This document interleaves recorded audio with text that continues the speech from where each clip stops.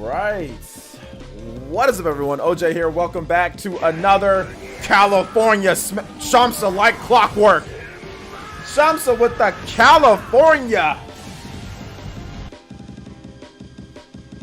smash. Let's go. Thank you so much, Shamsa, for the big $30 donation. Of course, once again, Shamsa, weekly top ninja, top stream ninja, and stream Okage. We call that the trifecta. So thank you so much, Shamsa. I do appreciate that. Thank you so much for coming out to the streams. Thank you for supporting the streams. And thank you for always, always just being there. Always just being there. Shamsa's always supporting the stream. Seriously, the greatest elite ninja of all time, Shamsa. Like, it's not even close. I mean, we got like the top tier, the Hokages. That's what we call it, the Hokages. Let's go. Thank you so much, Shamsa, for the $30. I do appreciate that. We do have some great content for you guys here today, okay?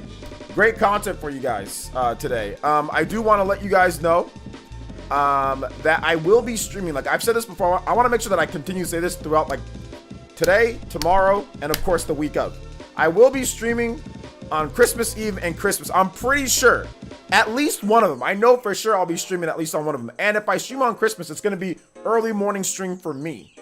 So early morning stream for me. So it's going to be before I go to my mom's house. So I'm going to wake up early. I'm going to get the stream ready. I'll probably stream for like a couple hours or a few hours on Christmas. Talk to you guys. What you guys get? Blah, blah, blah. What are you guys doing?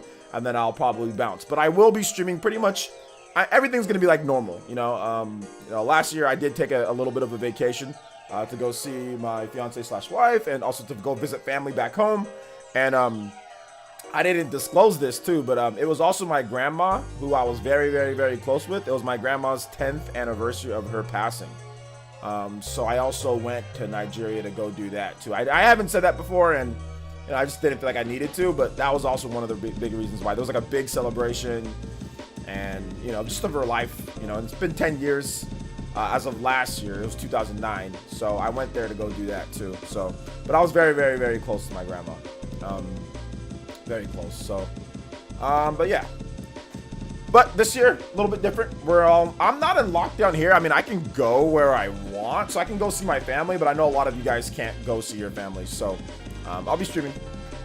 All right, let's go and let's get into some more ninja news. So this morning we had a very interesting video. I had my top 10 most anticipated 2021 games. Top 10 most anticipated 2021 Nintendo Switch games. I might do an overall games list too that includes lots of other games. But right now we're at nearly 3K views, so not bad. I think this will probably pick up views as it goes along, as it gets into the algorithm, I'm hoping. Thumbnail's really good. I think it's edited well, nothing crazy. Tomorrow morning we're gonna have a huge top 10. I think I finished recording it. I think it was almost 20 minutes long. I think it was like 17, 18 minutes. Probably with edits, it's probably gonna be about maybe 15 to 16 minutes. So bigger video for me. Top 10 games of 2020. I have my list. I don't want you guys to be able to see it. So I have my list of games right here. As you can see, there's some writing there, but you guys can't read it. Got my top 10 list and it's going to be all games. It's not just Nintendo Switch. It's everything that I played this year. My top 10, what I felt was the best. What I felt was the best. Not the actual best, but what I felt was the best for me personally. Just my own thought process. So I have a big video for you guys on that tomorrow morning. All right. So that's that. We also have Elite Ninja stuff, guys. We're at 302. Let's not dip below 300. So if you're not an Elite Ninja, you want to play Super Smash Brothers, Mario Kart, Among Us, Splatoon. We will be playing some stuff probably on Christmas. We will be probably playing maybe some Splatoon or Smash or something like that. So we're going to be playing something on Christmas Day. Maybe some Mario Kart. We might play something. Yeah, I'm probably thinking we'll just hang out and play something, but I will not be no voice chat though. No voice chat in there because I want to be able to talk to the chat and answer questions as we play. So we won't be doing voice chat while we do that. Because I still want to be able to talk to the chat. All right, so I think that's that. So yeah, become an Elite Ninja. Hit the join button. There's a link in the chat, or there's a link in the description. Just become elite. Become elite. Support the Elite Ninja Village. Get your emotes. Get your badges. All that good stuff. All right, so let's go ahead and get into shout outs. So if you're here in the chat, feel free to say hi, and I'll be more than happy to say hi back to all my lovely people here. But KK, what's up, man? Welcome. Nightshade, EV445. Thank you so much, Shamsa, for all the support. Shamsa is also known as EV445. Gen X Gamer, what's good? Jonathan B, what's up, man? Welcome. Troy Perry, happy Christmas Eve from Australia. Yeah, it's not quite Christmas Eve for us, but I think you're already into the next day, so it's Christmas Eve for you. In the future, Christmas Eve. What's up, Jason Garrett? How did I leave out Ease 9 on the list? The reason why I left out Ease 9 and the reason why I left out Disgaea, Ease 9, I left that out because, I mean, while it looks cool and we do know about it, like, I just didn't feel like, for me, it wasn't as anticipated. So maybe it probably would have been like number 11 or number 12. So that's why I left out. Same thing with Disgaea, too. I was thinking about Disgaea, but I had to leave that out as well. Fairy Tiger with the Joe! Yo, thank you for the $10. And he says, good evening, OJ, and everyone in the chat. Play something Zelda. Absolutely. Absolutely. We'll play some Zelda. Zelda. All right. Play some Zelda. Shout out to the JoJo boys. Do appreciate that. Do appreciate that. Let's see here. This is a real Zelda Christmas relaxing holiday theme from Trevor Allen Games. Let's see what he has to offer. He's playing my man's playing a piano. All right. So here we go.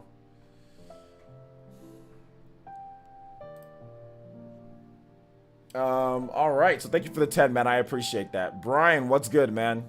Let's see. I don't know what you're talking about, Brian. Yo, but Jesus!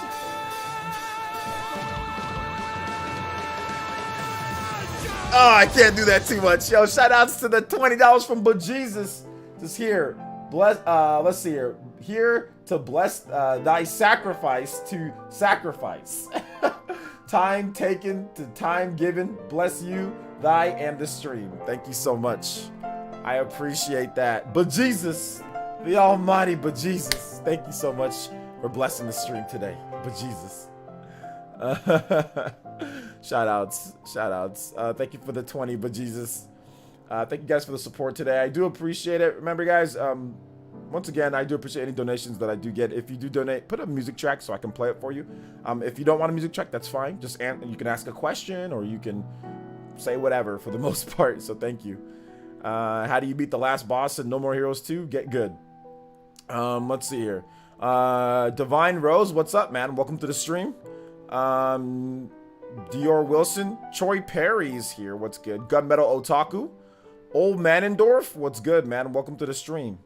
Marquise Smith, the new Zelda. Watch my videos, Marquise. I've already made multiple videos on. I think you're talking about Hyrule Warriors: Age of Calamity. I've made multiple videos on that. So, come to my streams or come to my or go to my channel. Watch my videos on Hyrule Warriors: Age of Calamity. That tells you right there, dude. Let's see here. Dank Meme Center X, what's good? Good to see you here. Welcome. Also, Jason Garrett, thank you so much for re-elite ninja-ing up. My boy out here. Let's go. Thank you so much, Jason Garrett, with the Elite Ninja Pledge out there. Getting us back. I think we're at 303, so getting us back. We need to hit 310, guys. I know we can do it. I know we can do it. So you guys hit that join button. Hit the link if you don't know how to become an elite and get your badges and emotes and get into our Discord, too. Make sure you ask one of the mods here. They'll be able to help you out. Game Fan, what's good, man? Excited for 2021? Yeah, man, I'm excited to just get this year done with, man. You know, new year, you know, new rules, new policies, new this, new that. I've got new stuff on the channel, too. I'm working on my 2021. 2021 for me is going to be a big year. I think this is really, you know, I've already completed 7 years of YouTube, and I'd probably say that I've underperformed a little bit when it comes to streaming's okay.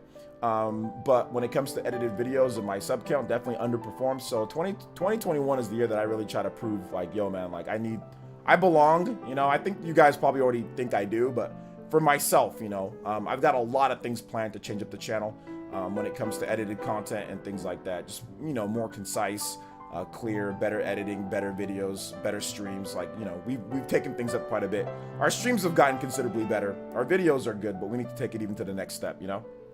So thank you guys for your support, your love, and your care. Thank you for becoming elite tune-ins. Appreciate you guys, all the badge members. He says, oh, good looks. It's all good, Marcus. It's all good, man. Yeah, I've already got plenty of videos. Nintendo gave me an exclusive preview of the game. I talked about it quite a bit. Or you can watch my top 10 games of 2020 video. But yeah, I already have plenty of content up on Hyrule Warriors Age of Calamity. So I mean, I know you're a subscriber here, Marquise. You've been here for a while, so I don't know why you haven't already. If you're worried about that, I cover it. You know, and I think that's the biggest thing that I want to change in 2021 is I want people to say like, oh, OJ, I love that video that you did on Hyrule Warriors. Oh, OJ, I love that you did on that. Like, hey, OJ, I watched your video and now I bought this because of you. Like, I want, like, people do that with Xenoblade, but people don't do that with other Nintendo games. And I want to be that guy. You know what I'm saying? Like, and that's what I'm going to do in 2021. I want to be that guy. Like, there's other people that people go to for that, but not enough. Only for me, it's like only certain games and not like everything. So I want to do that in 2021. Yo, Lauren Mahoney with the $20 holla through Super Chat. Lauren, one of the newer subscribers to the channel here with dropping the dubskis.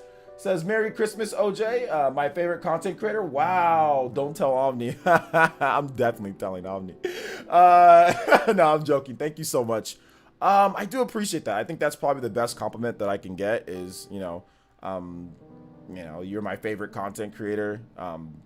So thank you. That means a lot to me. That means quite a bit to me. It means quite a bit to me. So thank you.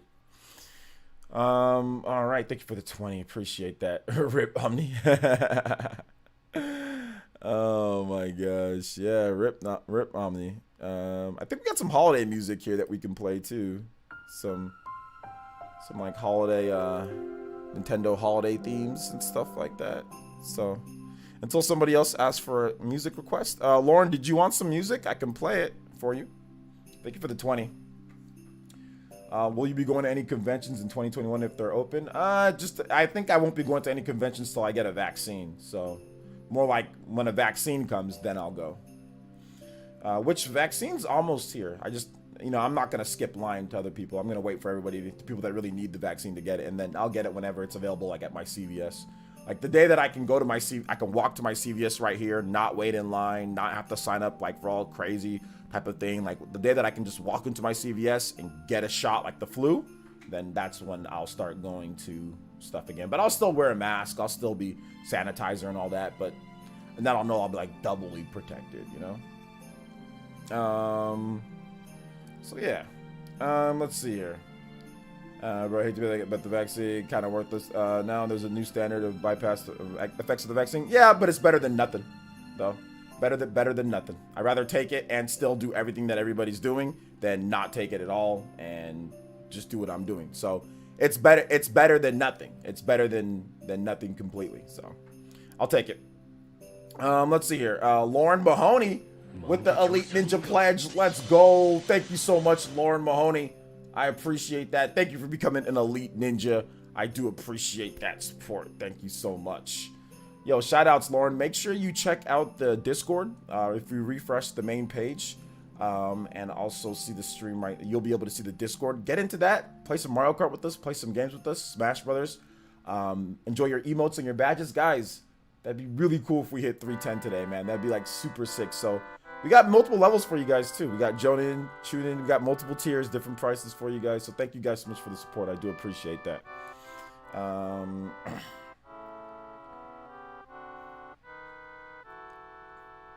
Let's see here. What's up, Beat Queen? What's good? Welcome.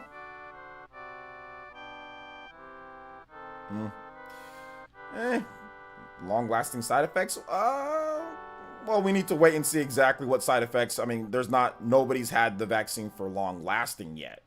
So, like, how can we see, like, the long lasting side effects when nobody's really had it for anything more than, like, how long now? So, I think people were very skeptical about taking, like chickenpox vaccine and, like, taking stuff like that. You know, I remember when my daughter was born, like, people were like, oh, should you give them the vaccine so they don't get, like, polio and chickenpox and all the stuff that, like, some people would just get, right? Not polio, but more like chickenpox, because, like, that used to be a thing. I know you guys, like, new kids, you guys don't get chickenpox anymore.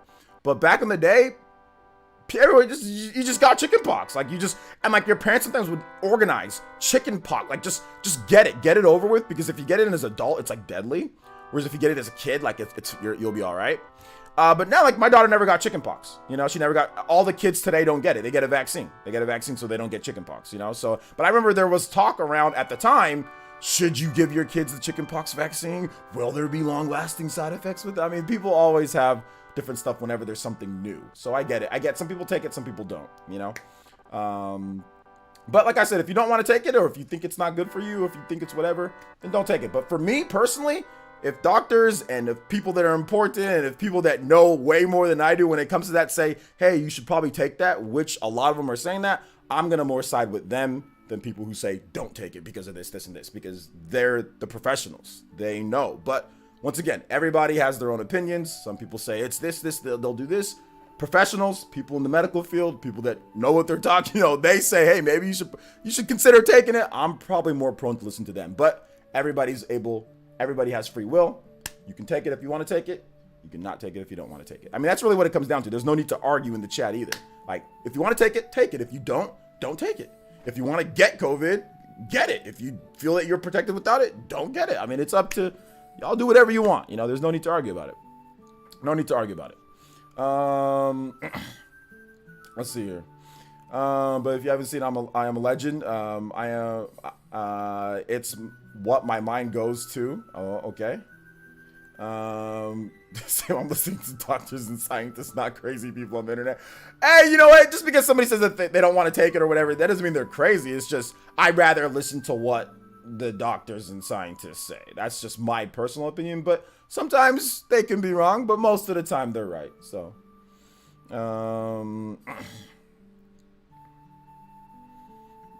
yeah. Let's see. Did you try Samurai Jack? Yeah, Agent Pebbles, I did try. Check out my video on the channel. It's already up. Let's see here. So let's go over my Nintendo Switch year in review. So the Nintendo did something kind of fun. Every year they have this year in review where you can check out all the different stuff, like all the different, all your different stats and everything like that. And I'll probably make a separate video based on this. I should probably just cut this up actually. So let's go ahead and do that. So I'm going to cut this up and make a separate video for it, like right now. So let's go ahead and let's look at. Actually, you know what? No, I want to make it more high quality. Never mind. So I won't make this into a separate video from right here. I want to make it into actually where I edit footage over on top of it. I guess that'd be better with the actually looking at it cleanly. All right, so let's see here. So reaction live. All right, so we're taking a look at my year in review. OJPE, year in review. Let's take a look back at the playtime with Nintendo Switch system in 2020, and let's see how it stacked up against 2019. Thank you for making us part of your well-rounded free time this year. All right, so I'm officially a core gamer. I don't know why I don't know what's up with this, man. I need to change the hairstyle and I need to change the... I have no beard in this one, but that's definitely not me anymore. I think that was me, like, back when I actually made one, like, in 2012 or... No, like, 2006. I think that was, like, my imported me from, like, 2006, dude. I think it was that. My imported me from 2006. All right. So, here's my 2020 in hindsight. Total hours played was 652, which is more than I thought it was. I thought I played way less, but it was 100 hours plus less than last year. So that's the reason why I was like, oh man, I thought I played like a lot less. You know what I'm saying? But it was, it was a good 130 hours, less. So there was that. 55 games compared to the 73 games, so almost 20 games more. So 2019 definitely had a bit more games, played games for a bit more. But that was more than I thought, though. I thought I only played for maybe 400 hours or 300 hours, but 652 is not bad. All right, so my most played games by hours. Super Smash Bros. Ultimate, obviously. Xenoblade Chronicles Definitive Edition.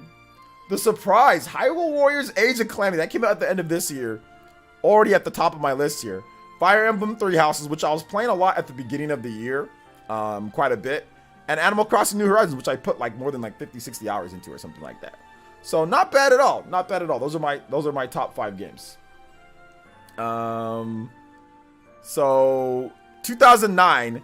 In 2009, you spent the most time playing these games: Super Smash Bros. Ultimate, Fire Emblem Three Houses, Dragon Quest XI-S Echoes of an Elusive Age, Astral Chain, and Pokemon Shield. I like that list of games. What a colorful, vibrant, amazing list of games. But we have 2 repeats. The 2 repeats are Fire Emblem Three Houses and Super Smash Bros. Ultimate, which is really cool. I love these 2 games.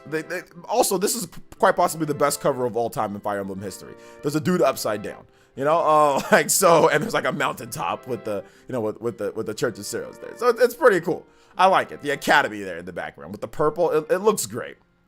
It looks great. Super Smash Bros. Ultimate cover is really good too. So yeah, man, it was a great year. Last year was great. This year was great. So most activity of days, Sunday, August 25th for some reason. Okay, so that was that. So that was hours, but my most active day by hours. Okay, sorry, July 6th. July 6th was my most active day in terms of hours. Last year it was Sunday, August 25th. So yeah. All right, gold points. I earned 2,080 gold points. So pretty cool. So overall, not a bad. All right, so not a bad. We got some more stuff here. Mario time. Mario 35th anniversary. He says looking like Psycho Pie. Oh my gosh. Your approximate number of games played starring Super Mario. 5 games. Your completed Mario missions on my Nintendo. Not so many Mario missions completed. Yo, what's up, Anthony? Check out all these games. Special 35th anniversary. I think that's it. Okay, so what's next? Next year, new fun. Based on your play history, here are a few games we think you might like. Dragon Ball FighterZ. I do like that game. It's not bad. Okami HD. I've beat that game 5 million times. I Am Setsuna. I do like that game. Pokemon Sword, which I already have. And Minecraft, which I do have on Xbox. So not bad. Pretty good recommendations. Pretty good recommendations. I think they probably should have recommended maybe like another RPG or 2. There was only like 2 RPGs, maybe 1 more RPG. But the Smash Brothers, that's what got me this. Okami, maybe because crossed with Zelda or something like that. I'm guessing that's what got that. I don't know where they got Minecraft because of Animal Crossing. Obviously Minecraft because of Animal Crossing. Pokemon Sword, obviously RPGs that I've been playing, Fire Emblem, stuff like that. I Am Setsuna, more of the niche RPG like Dragon Quest, right? But the Dragon Quest is way bigger, but Square Enix RPG. So like that was actually not bad on the recommendations either. Not bad on the recommendations. Not bad at all. So pretty good, pretty good. So, what were you guys' stats for the year in review? I would love to hear you guys' thoughts. Like, what were you guys' stats, man? I thought that was really cool. You know, I thought that was like super, super, super cool, you know, when it comes down to it. Good year in review. I'll make an edited video going over some of the really cool things. Like, I'll make a really slick edited video for you guys. This is Lawrence says, if your hours are more than OJ's, chances are you need to get some priorities in straight. Dank had 3,000 plus hours. Not almost 3,000. Dank had legitimately well over 3,000 hours. And I don't even know. I can't even fathom to. Dude, that's more time than I put into all of Super Smash Brothers on the Wii U. Like that's more time that dude, and I played that game like religiously. He smoked my time in Smash Wii U. Like easily, like but with like a straight like 1,000 hours to spare plus in 1 year over the course of 2014, 15, 16, 17, 18, over the course of 5 years, because I played that game for 5 years up until Smash. We were playing that game all the way from when it launched, all the way when Smash Ultimate came out. This dude smoked it by over 1,000 hours. Like, that's just nuts, dude. That's so nuts. All right, so let's hear you guys' hours of playtime. Let's go, guys. Let's hear it. OJ, Psycho Pie's dad. I'm the dad, but only increased since I didn't have to commute or travel to places. Yeah, dude, that's crazy. They recommended Minecraft for you. They did recommend it for me. I had over 2,000 hours. I definitely wasn't a core gamer. The Deserted Island Traveler. Where'd you put all the hours into? I guess it was like Animal Crossing and stuff, right, Beat Queen? Man, I've got like 200 less hours on Switch this year. This year, less than last year, just because I mostly play on the bus to work. Been working from home. Most of my games played is Project Diva, 170 hours. Okay, Project Diva. I know. I didn't know you played your Switch in 2009. Oh, did I say 2009? My bad. I meant, sorry, 2019, guys. Sorry, I'm old. It's a good thing I didn't make it into a video. Made a mistake there. Let's see. I got 1,400 hours considered. I don't leave the house. That's pretty small. I don't leave the house either, though. I never leave the house. And when I do leave the house, the thing about it though is that this isn't completely accurate. I probably have a bit more hours because I have a second Switch in the living room on a separate account. So I probably put like another like living room. I probably stick another like maybe like 100 hours or maybe like 50 hours throughout the year. So I do have that. I will say that. Although I didn't start really playing a lot into the living room until I got my until I got back from Nigeria, and then like probably like summer-ish, like when it started getting really hot. So about half the year I started playing in the living room a lot more than I usually play like in my, because I usually just play like right here in my office, but living room I started getting really hot in here even when I turn on the air. So I go in the living room, there's much more space. Big. I don't have a fan in here. That's one of the things I want. I want to get a freaking ceiling fan in here. I don't have one. I have a portable fan over here though. Me and Dank are up to 3,000 hours. He has 3,227. I have 3,048. Man, you guys are nerds. You guys are super nerds. Y'all better turn some of that into some exercise, all right? Both of you guys, Megastosori and Dank, both of y'all need to cut back by 1,000 hours next year. And even if you cut back by 1,000 hours, you'll still be higher than most of us. So cut back 1,000 hours and spend that 1,000 hours into some type of trade, skill, or exercising. Do that. That's too many hours. I mean, that's the type of hours that I would have like when I was you guys' age, which is fine. You know what I'm saying? Like, it's okay to play games, but some of y'all need to really cut back on the hours. Like, you shouldn't be playing games for 3,000 hours. Like that. I mean, I'm happy. That's cool. That's a lot. It's game time. But definitely take about imagine if you took about 1,000 hours of that game time and put it into exercise, put it into learning a new skill or something like that, or put it into something else. You know, like mainly put it into exercise. Imagine if you did 1,000 hours total of like push-ups, or 1,000 hours of running with push-ups and exercise. Even if you're in shape, even if you're thin or you're in shape, it's not the point. The point is that's too many hours to be playing video games. I think that's too many hours to be playing video games. But I can't even sit here in front on you guys because I probably put that much time back in the day too, you know. So yeah. I have 1,205 hours this year. Core gamer hurt. Yeah, man. I'm jealous of who can put 2,000 plus hours. I wish I had that time to do that. Yeah, I don't even have the time to put anywhere near that 2,000 hours into gaming. There's just legitimately, there's no time to do that for me. You know, there's no time. It's just, I mean, if you edit a video that on my channel, it takes about 2.5 to 3 hours to edit. If I edit 2 videos, that takes about 6 hours to 7 hours to edit. There goes the whole day right there. Oh, and then I stream every single day for at least 3 hours. So that is, let's just say on average, you know, 6 hours of my time. And then you gotta eat, you gotta exercise. I exercise for about an hour, hour and a half. Talk to family, do it. I mean, there's just no time to be sitting there playing for 3,000 hours a year. But like I said, when I was younger, yeah, when I didn't have anything else going on, yeah, I used to probably put around maybe, yeah, 3,000. I mean, just depends, man. Just depends. But yeah, I'm in college. You being in college has nothing to do with you exercising or anything like that. You should definitely shave about 1,000 hours off of that and put it into some like exercising, put it into something else. Being in college has nothing to do with it, because even when I was in college, I didn't spend 3,000 hours playing games a year. I can tell you that, you know? So I'm just trying to help you. If you don't want to listen to what I'm saying, that's fine. You don't have to. But I don't feel anybody should put 3,000 hours into gaming. Like, I think that's way too much. Unless you're trying to become like if you're trying to like do YouTube or do streaming, like do that. Like stream it or do something, you know? It's like start up a Twitch channel, do something like that, you know? But just putting 3,000 hours into video games in 1 year is probably not the best idea. But I can't hate the passion. The passion's great. The passion is fantastic. I'm just trying to be like reasonable here. You know what I'm saying? Like, yo, is 3,000 hours too much time to spend per year gaming? I think it is, but you don't have to stop. You don't have to listen to what I gotta say. 1,600 hours with Xenoblade 1, 2, Fire Emblem Smash, and Breath of the Wild top 5, and there you go. 1,400 hours, 61 games played this year. 500 hours and 10 games more this year. 500 hours and 10 games or more this year. Okay. Hey, thank you so much, B. Martin. I appreciate that. Let's see. You could have that lifestyle too if you go unemployed at mom's basement. During both lockdowns, my two Switch games were Animal Crossing and Three Houses. Yeah, those are both great games. 1,100 hours, Dark Synchron. 44 games on my Switch, and Smash Ultimate is still my most played. Nice. And I thought I played games a lot. I'm at 1,548 hours, and it's nothing compared to... Yeah, Dank doubled you up. Dank doubled you up and then some. Doubled you up and then some. I thought you'd have about 2,000 party, man. But I think that next year, I might be eating my words, because next year there's gonna be a lot. Yo, Shinru, finding the...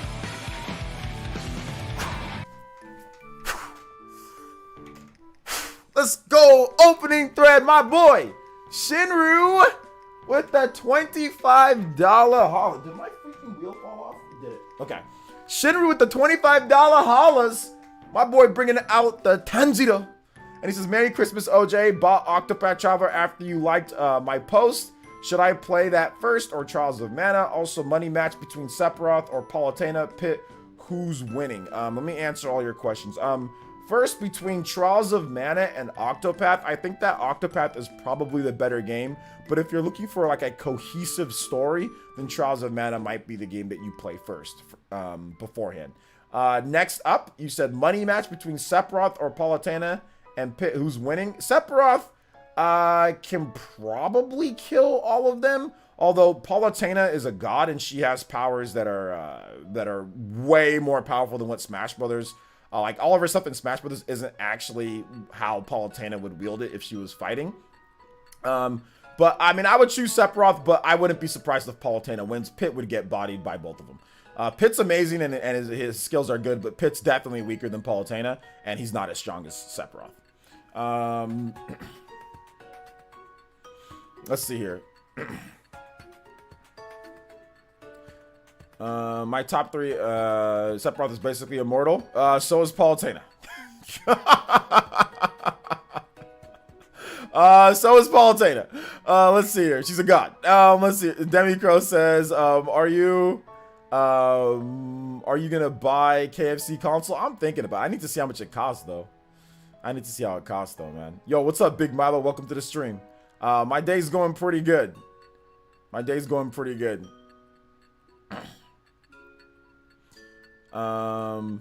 Going pretty good. Also, what about playing with subscribers? Brian, if you want to play against me, like I said, become an elite ninja. You've been here, and I've talked about that quite a bit already. Hit that, become an elite ninja. Get a badge by your name, and you'll get to play against me. I have a lot of subscribers, so I mean, I'm not just gonna open it up to everybody. Otherwise, I'll never stop playing. I'll never have a chance. But we do have an elite ninja program, so if you want to join up, and that'll get you into play against me. All right. Isn't KFC console a meme? Apparently, it's actually real. I read an article today that the system's actually real. It's a high-end PC. It's essentially a Steam box. It's a high-end PC that uses the heat from you playing games to keep your chicken warm.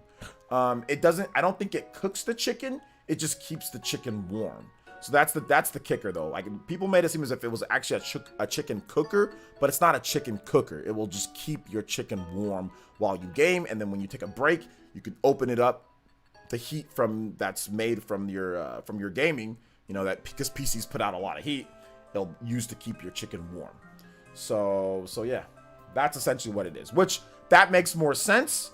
More so than something that actually cooks the chicken. Like I said, there's no way that you could access something that cooks the chicken itself, like a fryer. There's no way. But yeah, now that I know that for a fact it's a chicken, like it keeps it warm, then okay, yeah, that's possible.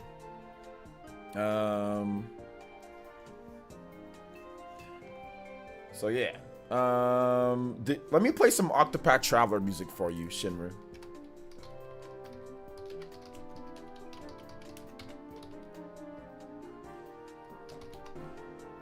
Actually, I want to hold on to this holiday theme. We'll get back to it. Then I want to open up a new tab, and I want to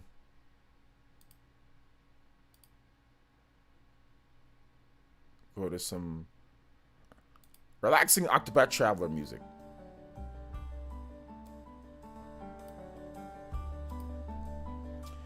Let's see. The most played for me was Smash Ultimate, Indivisible, AI Summoning Files, Crash Trilogy, and Animal Crossing.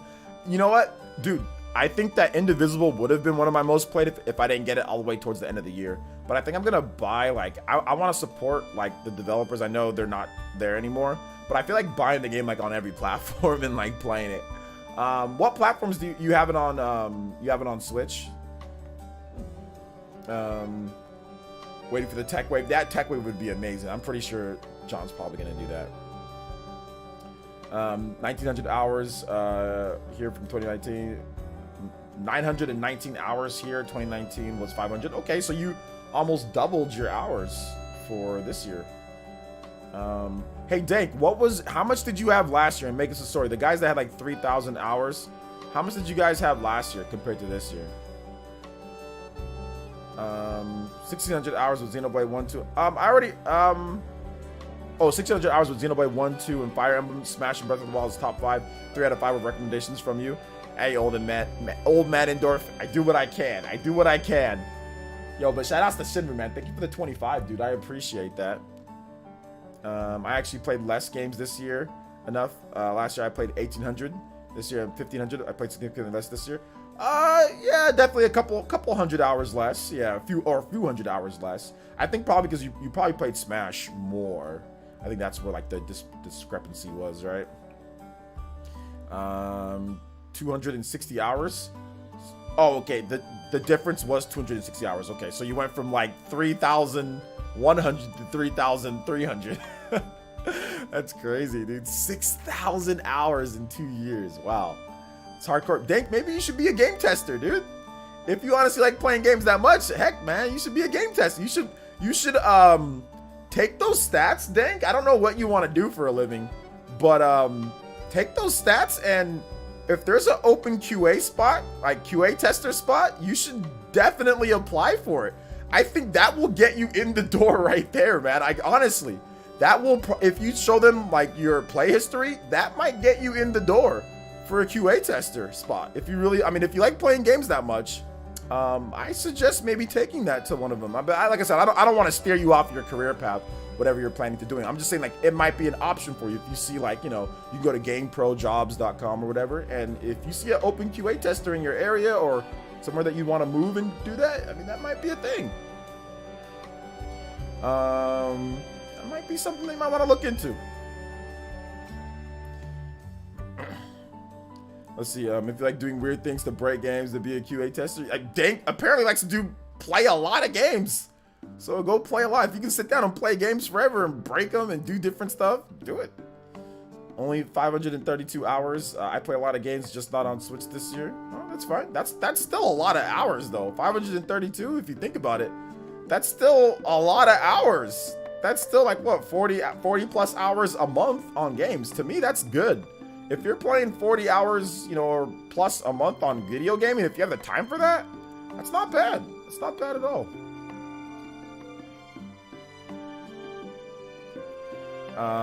Says great video today, OJ. Thank you for watching my video. Says personally, I'm most hyped Switch game for 2021. Mario 3D World plus Bowser's Fury. Never owned a Wii U, so I'm super hyped to play it, man. If you've never owned a Wii U, it's like a new game, man. You're gonna be having fun.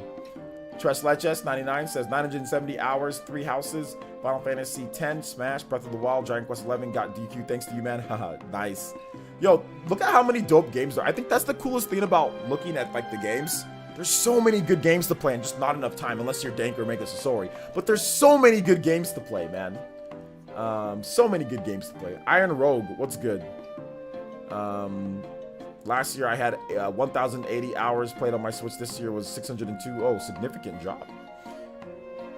2,110, but I worked more and went to college. I think I averaged 1,000 a year. Nice. I think if you include my PS4 and PS5, I maybe hit 1,000. Wait, Last of Us Part 2, Ghost of Tsushima. No, I probably didn't hit them. No, Persona 5 Royal. Yeah, I might have. It just depends. 307 hours last year. I had 7. Didn't play as much Switch this year. Got a gaming PC and played that more. Games I did play on Switch were fun. Okay, there you go. Gaming PCs are good. How can people see these hours? I'm not sure if it's available in Europe, but whatever. whatever account, like your Nintendo account that you have, Big Milo, whatever email that's associated to, they should have sent you an email about your year in review. Is it Dwaynas? It says 409 hours, 339 of them since July. I got my Switch late March, so I got into playing it. Most played was Super Mario 35 with 80 hours. Second was Mario Rabbids Kingdom with 40 hours. Hey, there you go. Those are 2 good games.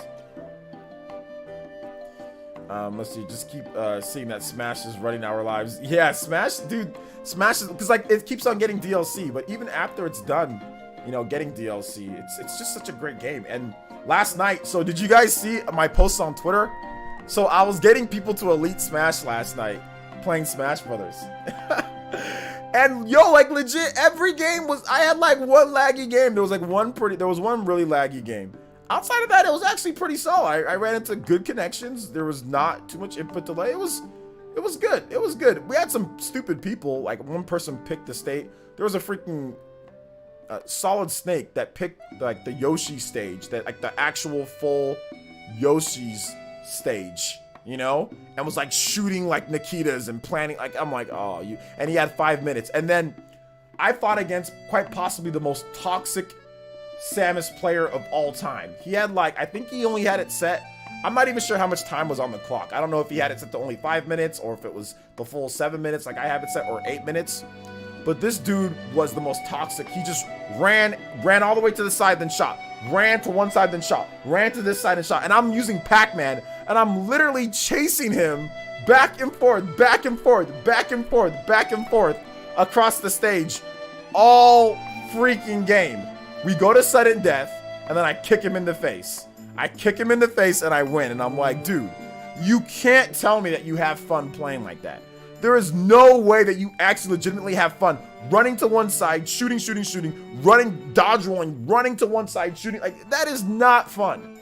That is not fun. I don't care how much you like Samus. That is not fun. Samus has way more tools for up close combat than to be sitting there and running, and then just shooting all day. Like, people are such scrubs online. But anyway, I watched one video of Meister.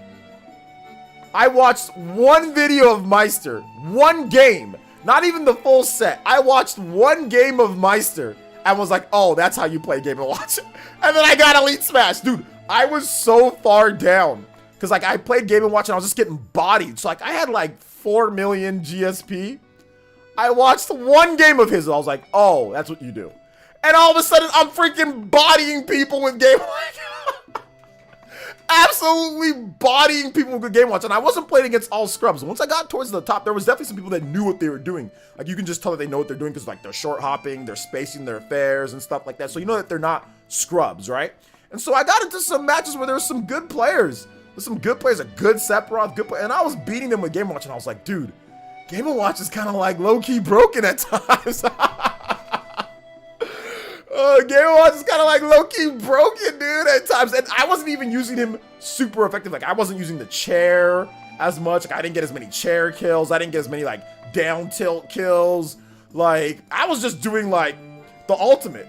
You know, slip dodge, down smash, it plants him to the ground, forward smash. Like, that was... Game & Watch is the ultimate, dude. Slip dodge, down smash, plants him, forward smash, kills. And it's like this... Apparently, it's the strongest forward smash in the world. Game & Watch has the strongest... Game & Watch has the strongest forward smash. Don't tell me it's not, because it is. He has the strongest forward smash. You can't DI it. He hits you with the freaking torch, and then you just go... I swear I killed Bowser like at 70%, dude.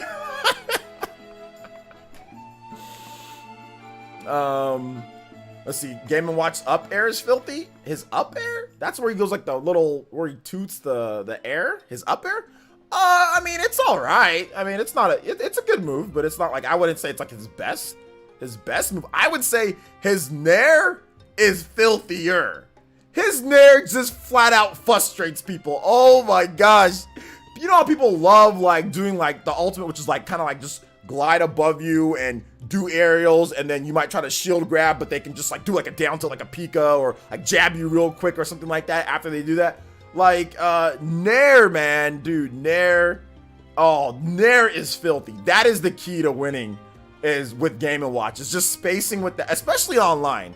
That Nair, dude, that Nair is so good because it's multi-hit. His Nair and his back air. I'd say his back air, multi-hit back air, multi-hit Nair. Very little ending lag, if barely any ending lag after it. So I would say Game & Watch, especially online, Game & Watch is even deadlier online, dude. He's filthy. He's super light though, so that's the only problem. You kind of like not have to get hit, but I mean, like you can gather, you can like reflect projectiles or gather them in your bucket. You know, you got a lot of tools. You got your little, those pancakes are really good edge guarding tools. You know, his up smash has super armor. It's like Mario's up smash. Super armor on that up smash there. Game & Watch is legit, dude. He's legit. He's legit. Heading to Nightopia. Want anything from there? The power of friendship, Shamsa. Like always. Good night, Shamsa. Thank you for the support today. I do appreciate you coming out to the stream. I'm glad I'm able to stream a bit earlier for you so you can at least get about an hour of time in here instead of making you stay up so late. So I'm going to try to stream earlier and go a bit longer than I usually do. See ya, Shamsa. Take care. Listen, I'm trying to get Wii Fit in Elite Smash, but I ran her GSP into the ground very early when I was way worse player. You just gotta string together the wins.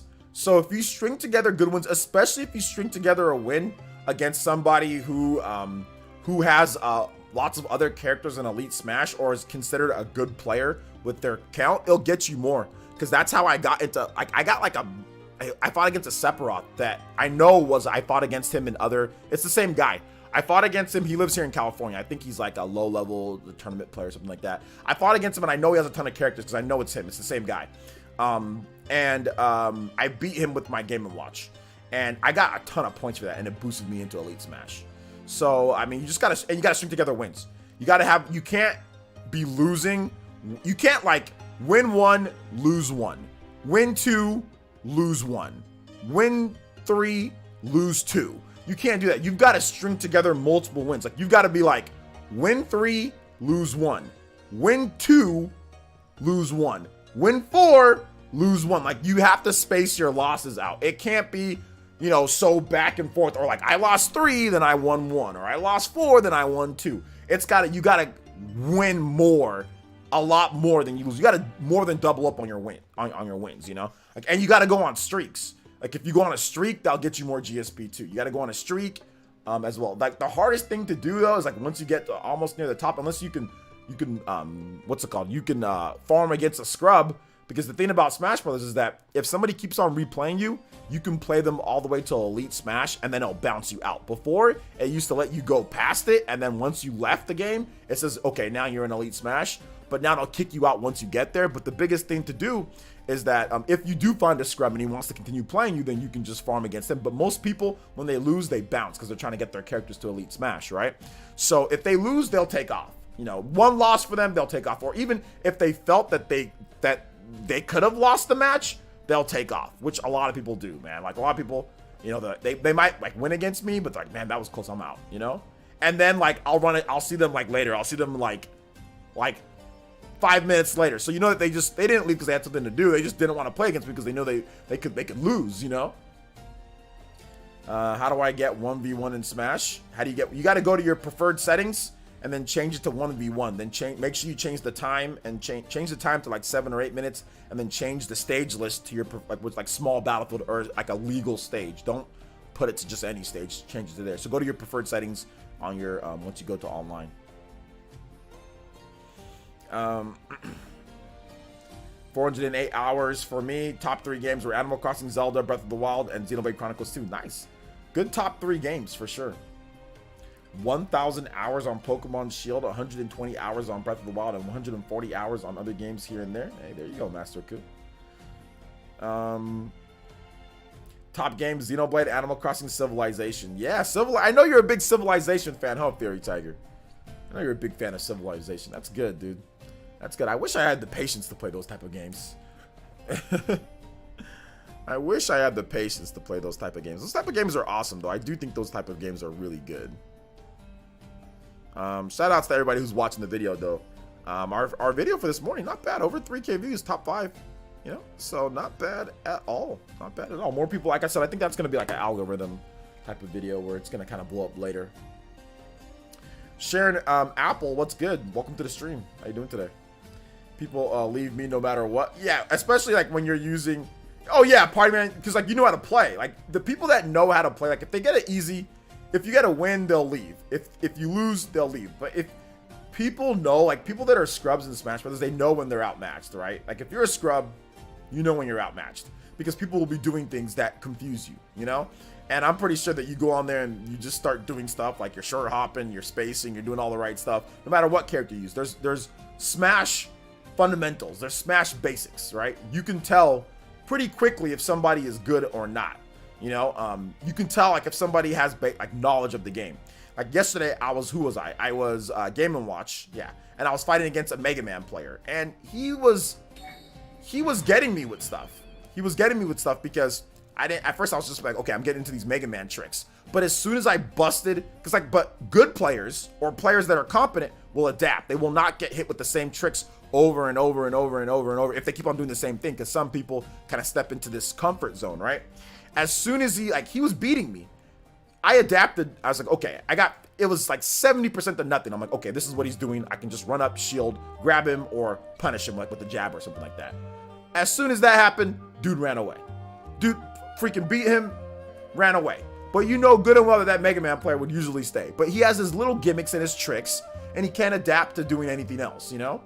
Arthur Morales, thank you for the subscription. I do appreciate that. Welcome to the stream. Shout outs. Thank you for subscribing to the village.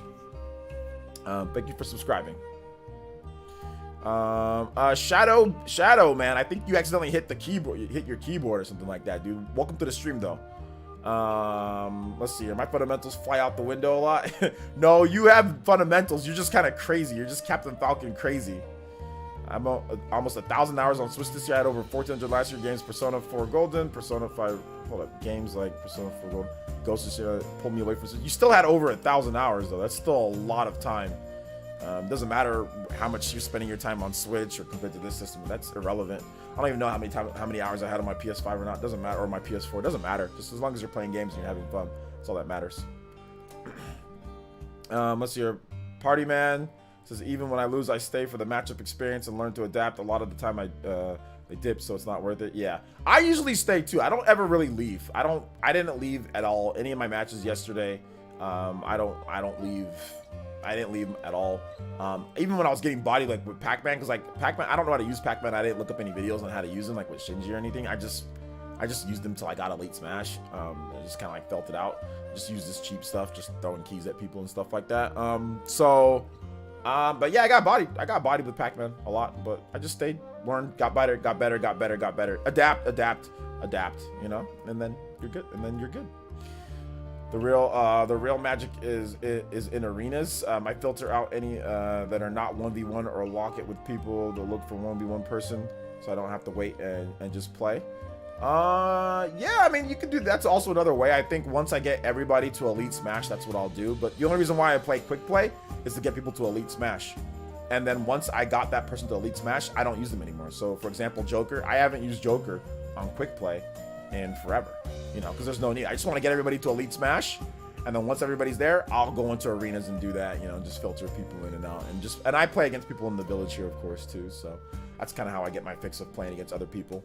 But I only use Quick Play to get my characters into Elite Smash. As soon as I get them there, I don't use them anymore. Like that's it. I'm done. That's the only reason why I use Quick Play.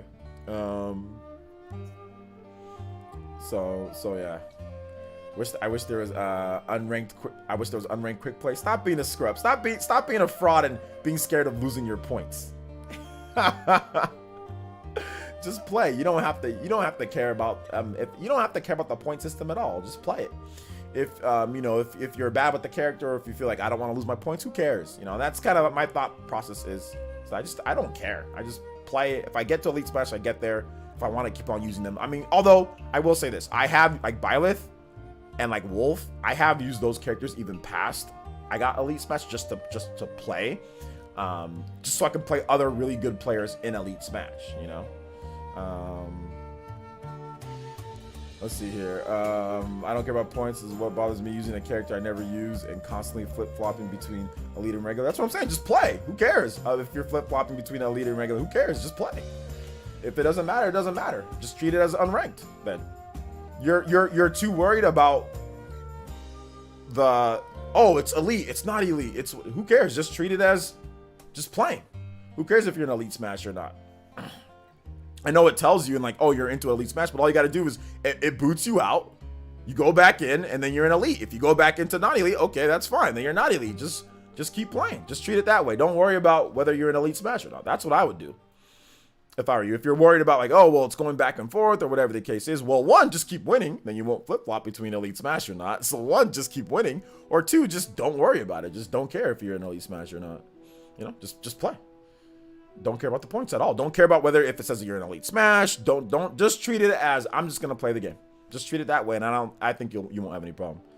No, that's not it, OJ. If I want a rematch, I promote to elite. To get demoted, it interrupts your session. That's what I'm saying. Like, you won't flip flops. You're the problem though is that like you're thinking that it happens. It's not gonna happen as much as like you're making it out to be like, oh my gosh, I'm constantly going back and forth. Like that doesn't happen. I see what you're saying, but that doesn't happen a lot. That doesn't happen. Either you get into elite smash and you play and you'll stay there. They lowered the barrier, right, from when you get kicked out of elite smash, how many points you lose. That used to happen before a lot. It doesn't happen like that anymore as much. You will keep your elite status more, but you're not going to be flip-flopping like a light switch back and forth. That doesn't happen anymore with quick play. And I've tried it. I've done it with Byleth.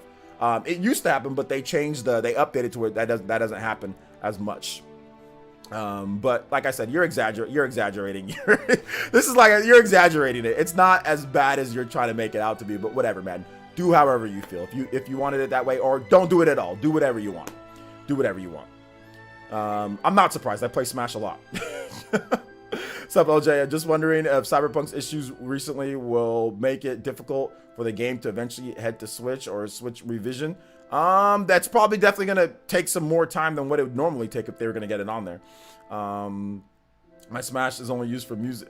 Smash is only used for music. It's the best playlist ever. Totally worth the $60. Music. Smash is only used for music. It does have the best music ever. That's true. That's the best playlist ever. That's true. But it's all good. That's why arenas are great. You can counter stages. Yeah, that's true. You can just do that. Just do the arenas if you feel that's the one way if you want to do it, or you can do however you want to do it. You can do it that way, man. So whatever you want to do, you can do it that way.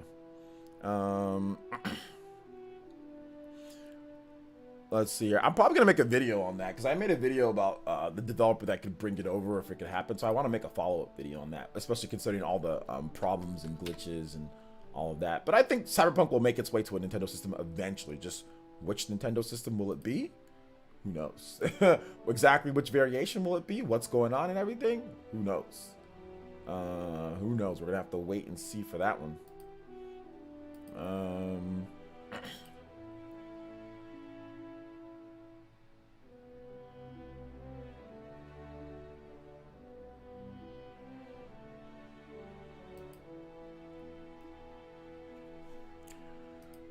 Let's see here. All right, take it easy, Big Milo. Thanks for coming out to the stream. What people don't realize is that if you are good at a game, you can get back into elite quickly and potentially stay in. Caring for points is useless. Yeah, but no, I see what Zero's saying. Like, I see what he's saying. Like, if they just had it to where you can just, I guess, just keep playing, I guess, and not have to worry about elite or not elite or whatever the case is. But my thing is this. My thing is this: get good. Don't ever flip flop back and forth. Win your matches. It'll give you motivation. Stay in Elite Smash and keep your character there. Get good. Don't worry. If you get good and win all your matches in Elite, then you don't gotta worry about flip flopping back and forth. I guess that'd be the natural selection to it, right? Just get good. Just get good. No, but I've had that before. Like to Zero's point, I've had that where it's like annoying where you're like going back and forth between that. I mean, it happened to me, like I said, with Byleth, but that was back when Byleth came out, so that was before. I know, like when I got in, I think I got him with like Banjo. Like I got bodied like 3 times in a row, and I wasn't kicked out of Elite Smash. But you know what? Also, you know what the strats is for it too? Like if you get in with Elite Smash, what you do is stop using them, and then you naturally get GSP as you go along, right? So your GSP naturally gets higher. So just stop using that character and use somebody else and let the other GSP kind of build up with your roster GSP so you can have a little bit more leeway. Yeah, my Lucina, Joker, and English stay elite. Don't ask me if I use pack. How many characters do you have in Elite Smash? 0.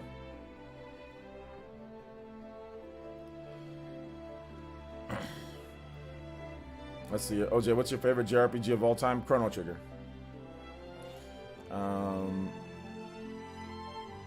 So yeah. About 25. Oh, okay. So you still got a lot more characters to go. Yeah. Yeah, I'm down to single digits, guys. I'm down to single digits. I only have, I think, like, who do I have? I have Lucas, Ness, Villager, Snake, Ken, Ryu, DDD, Olimar, and like one more person that I can't think about right now. So I have just, those are the only characters left. I should be able to get Olimar in. He's pretty easy to use. Ness is easy to get into Elite Smash. If you can't recover, it's not. But did they add an arrow to show you where you're aiming? Was that an addition that they added? Because I noticed it on Lucas. They added an arrow, huh? To show you your angle of where you're recovering. I'm almost positive that wasn't there beforehand. At least, has it been there? It's been there since launch? Really? Well, okay, I just never used them then. I had no idea. I never noticed that it's been there since launch. I never noticed. I never even noticed. I don't use those characters though. And I never noticed that on other people too. I never noticed it when other people, like I never noticed the arrow when other people were using it too. Oops, oofies. I never noticed it. Let's see here. Yeah, there's even a little blue icicle for the DI direction. Oh, okay. I don't have the patience for Elite Smash. More like you're not good enough to get. That's just the John. You're not good enough to get in for the Elite Smash.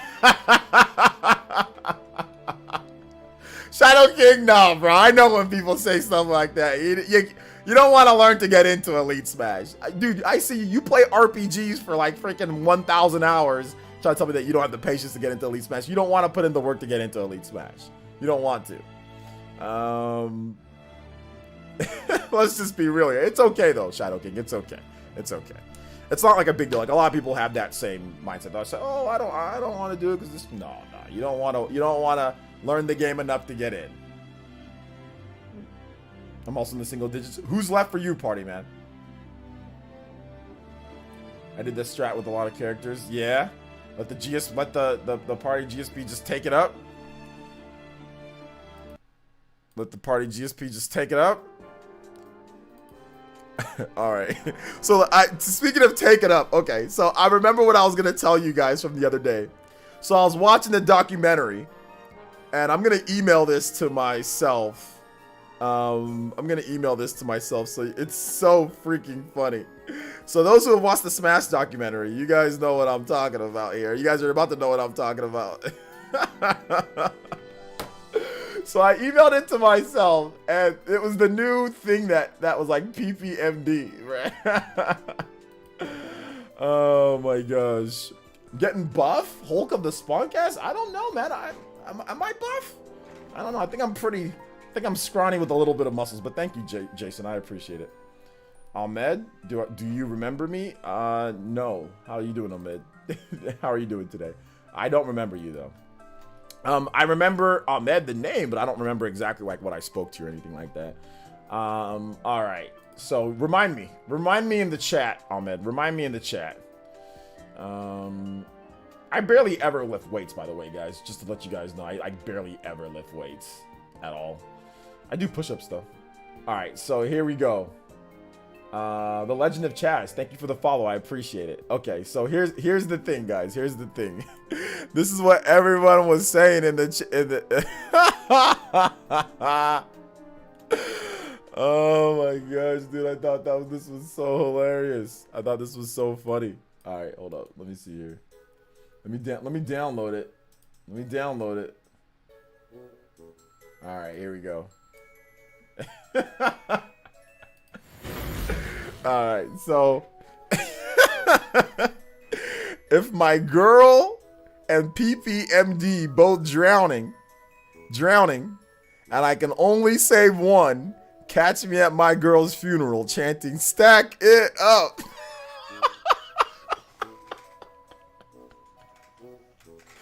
And they kept on spamming this in the freaking live stream chat on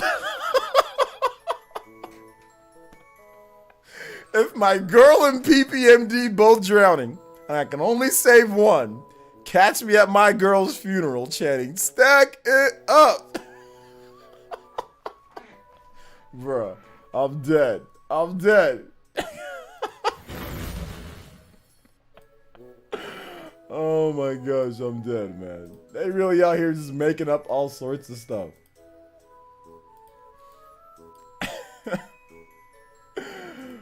Oh my god, dude. I'm feeling pretty good, man. Yo, the Legend of Chaz, I'm feeling good. Thank you for the follow, bro. Also, Arthur Morales, thank you for the subscription. Appreciate that. Welcome to the Elite Ninja Village. I'm just the guy that asks random questions. All right, oh, there you go. Thanks for asking random questions. I want a free PS5. That's not how life works, my boy. I never even figured out when to block. When somebody's about to hit you with an attack. Like let's say you're in a real fight and somebody about to hit you, what do? You can block. You know, that might be an option, block, you know? That's an option. It's an option. Did you talk about Smash buffs? There wasn't really any significant Smash buffs outside of Fox. So I mean, they just made moves easier to connect multi-hit moves, but Fox got like the best buff out of all of them. Like makes his down air easier to connect, makes his forward air easier to connect. Lasts longer on the hits and stuff. So yeah, there's not really much buffs though, to be honest. I got a Banjo-Kazooie to Elite. And since then, my most favorable characters, they're so versatile, so that's A+ for me. Hey, there you go. Followed by the Monkus. Yeah, man. The emotes make it really funny. The emotes make it really funny because if my girl, then like the love, and then like PPM, like the PPMD, like Craigasm, both drowning, like, oh no, I can only save one. I gotta be strong. Catch me at my girl's funeral at chanting, stack it up, and then the title because he's winning the championship, right? The 100%. He's. Oh my god, dude! I swear I could not stop laughing when I saw that. I'm like, bro, you got to be kidding me. I actually had 58 in Elite. Didn't realize that I had so many. 58 in Elite. Okay, nice. How'd you go from 25 to 58? OJ stands for orange juice. Let's see here. English in the chat, my boy. Besides playing, where can I learn better at Smash? Well, one, you can go on YouTube. I think just like how to play Smash Brothers Ultimate, like beginner. There's a guy called like Izzy Law or Eyes Law or Izzy, something like that. But if you just type in Super Smash Brothers Ultimate Beginner's Guide, he can teach you from there. Or if you come out to my streams, since you're an Elite Ninja now, we can do training sessions for our gameplay matches. Like I can, just go over some stuff with you. So if you're a beginner and if you want Smash lessons, that's also another way to get in, become an Elite Ninja. And then whenever we play, I can just do a Smash lesson. Instead of us playing for real, we can just do a Smash lesson instead, like a quick Smash lesson, like a 15-minute Smash lesson, something like that. Just getting you the basics, and then you can go try it out yourself. I don't really play it a lot anymore. I estimated wrong. Oh, okay. They should add alt. They should add alt skins for characters as DLC in Smash, like Blood Falcon or Captain Falcon, Nintendo for NES, etc. Does that matter? I mean, they're already doing so much, man. I mean, that's just more work on top of what they already have to do. I'm kind of very hesitant to ask them to do anything more than what they're doing because Smash Bros. Was already like the greatest crossover of all time with tons of alts and tons of skins and tons of music and tons of stages and tons of everything. So I'm very, very hesitant when people say, they should do this, they should do this, they should do this. I'm like, they've already done a lot, man, but I get it. How How much is once a week 30-minute session estimation?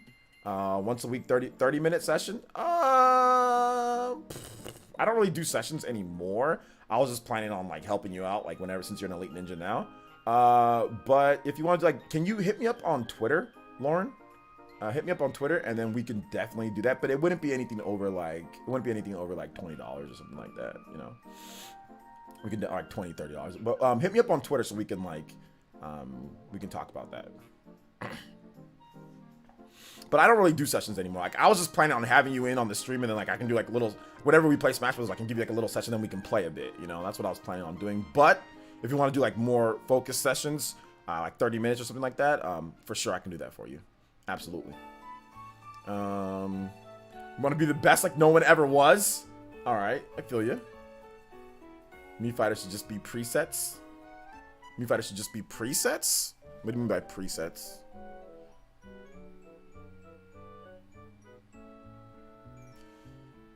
KFC console. Everyone's looking forward to that KFC console. I actually have 6 characters left. Ice Climbers, Pichu, ZSS, Lucario, Shulk, and Ryu. Oh, Shulk is easy. Shulk is like super easy. You want to know why Shulk is easy? Characters with nairs that dominate are easier than characters that don't have nairs that dominate. Because then you can just use your Smash fundamentals, your basic spacing in there, spacing there, spacing there, spacing there. Shulk is extremely easy to get into Elite Smash. Just haven't used, yeah, just you can get him in, just space in there, space in there, space in there. And then offstage edge guard, forward air. And then like, of course, he has all of his Monado arts, so you can speed up and do Smash and, you know, do all that stuff. But yeah, Shulk is super easy. Ice Climbers I think Ice Climbers is a little bit harder just because they're kind of weird. Pichu's harder too because Pichu's really good, but Pichu's really light. And Pichu damages itself whenever it attacks, so like against, like once you get like to near the top, like if you run into a good player, you might get bodied, you know? And that's what happened to me with Pichu. It's like I kept on running, like I get a lot of points and then I run into somebody good and then I'd lose. But then I just, basically how I got Pichu in is that I just bodied a scrub till I went into Elite, essentially. Because he just kept on replaying me and I was like, oh good, somebody that's not good, just bodied him till I got to Elite. I'm like, I'm done with this freaking rat, you know, this little rat. I'm done with this thing, you know? So yeah, man. He says the worst part of it looks somewhat competent. Oh, it is. It's a high-end PC. They said it can do 4K, 100 or 240 frames per second. Like, it's a powerful high-end PC. The KFC console. It just keeps your chicken warm. Are you good with King DDD? He's my main. He's my main thus far. Well, my first advice to anybody who plays Smash Brothers is to not have a heavy as your normal main. That's my first advice to not have a big old fat body. So my first advice to you would be like, get another main and have DDD as a secondary. I don't think DDD should ever be your #1 main. He's too fat. Nobody should ever have a big body main. Like King K. Rool, DDD, Bowser, these type of characters, they're cool to use. They're fun. You can have them. You can have them as your main, but it should never be like your go-to main, unless you just don't care. But those guys they're combo food. So have 2 mains. Have somebody else that you can use just as competently. If you're trying to, like, you know, learn and get better. I just don't think heavies are great to just that's your main, to pick up and be that's your main. They're just too fat. They're too fat. They get combo too much. You just get bodied too easily, you know. So yeah. I disagree heavily. Donkey Kong is my main, and I've gotten so many kills with them. Not saying that you can't have a main. You know, not saying that you can't have a fat body. I'm just saying have another person as your main. Don't be that as your singular only good character or your only main or where you dedicate all your time to. Donkey Kong fan, I can guarantee you this. You wouldn't be getting many kills in our lobbies against our good players with Donkey Kong. I can tell you that right now. Because Party Man would turn you into toadstool soup with Peach if you're using Donkey Kong. It's just combo food. I turn you into Joker soup. You know what I'm saying? Like, you're gonna get comboed to absolute death. That's the problem with big bodies. Now, you can still use those big characters. They're great. You know what I'm saying? They're fantastic to use. However, against higher level competition, it is a noted fact that big bodies have trouble. Now, can you still get some work done? Absolutely. But, you know, it's more of like a switch up. It's a change up, but nobody that's like at the top of the top really has like a big body as their number one main. And if you do, you have somebody else that you can use that's not combo food, you know, because that's the problem with big bodies. They're combo food. The reason why you get kills online, or people get kills online with them, because they're heavy, so you don't die very early, right? And if you're playing against lower level players, you can survive longer, and you don't have to do much work. You hit people, Donkey Kong, you hit somebody, you grab them, you hit them a couple times, you get a forward smash on them, they're like at 70 or something like that. So then they're dead in the next hit or two. So it's like, oh wow, this guy's really good. However, against really good players, you're not going to be able to get all those hits. You're not going to be able to get all those kills, and they're going to absolutely combo you to death with it. So Donkey Kong's good. He's not a bad character, but I just suggest having more than just don't have that as your singular good, you know, one main. Yo, Vision with the Sage Mode. Let's go, my boy, taking on that eye paint, that orange eye paint, with the $70 becoming the top stream ninja. And Stream Hokage says, "Merry Christmas." You can give out $20 eShop code. Okay, we'll do that on Christmas. Christmas Day, we'll give out that $20 eShop code. We'll give out that on Christmas Day. On Christmas Day, we'll have a nice Christmas stream where we'll probably give away the Doom code too. We'll give away. I'll give away all the codes that I have. How about that? We have a Christmas where I'm giving away stuff. We'll give away the Doom code on Christmas. We'll give away the I think I have like a Tales of Vesperia code. I think I have codes for some stuff. I have codes. I have extra codes. I think I have an extra code for Astral Chain. So we'll just give away we'll give away all that stuff on Christmas, okay? How about that? So you guys show up on Christmas morning, and I will have OJ's Christmas celebration where I give away stuff. So there we go. Yo, shout outs to Vision, man. Thank you for the $50, and thank you for the $20 for the giveaway. We'll definitely do that on Christmas. So yeah, shout outs. Vision, yo, thank you so much, Vision. I know Vision, you've been around for a long time. You've been an elite ninja for a long time. I appreciate your I think you're Pure Eye, so I appreciate your long-term support, and thank you for the Christmas present, man. I appreciate that. It really means quite a bit to me, man. It really means quite a bit to me. I've been doing my best to take care of people, you know, do my best to do what I can. So you guys' support for the village, man, it means a lot to me. You know, really means a lot to me. Thank you so much, man. Codes in different area codes. Codes in different area codes. I love that song by Ludacris. Fatties be dying. Yeah. King DDD is okay, but I don't think King DDD, even out of the heavies, King DDD isn't really good. I don't think King DDD is a great character, like, you know, in terms of that. And no, I don't think Sub-Zero Scorpion are going to be in Smash Brothers. I don't think King DDD is a great heavy. If I was to use a heavy, if I was to pick a heavy to use in the game, it would probably be like a Donkey Kong, or it'd probably be like who else is a heavy? Incineroar. It'd probably be Incineroar. Is Incineroar a heavy? I think he's a heavy. So it'd be like Incineroar, Donkey Kong. It'd be like one of those guys, or Bowser. Yeah, Bowser, or something like that. Incineroar, Donkey Kong, or like Bowser in terms of like the heavies. So yeah. I didn't say who's the best. I said who I would use. I didn't say who's the best. I just said me. Personally, me. I'd rather use Donkey Kong. I like Donkey Kong a bit more than Bowser. For me personally. Or I would rather use Incineroar, like, as a heavy. Like, I'm better with them. I'm not saying like who's actually the best heavy. Yeah, it's probably Bowser. But I'm just saying who me personally.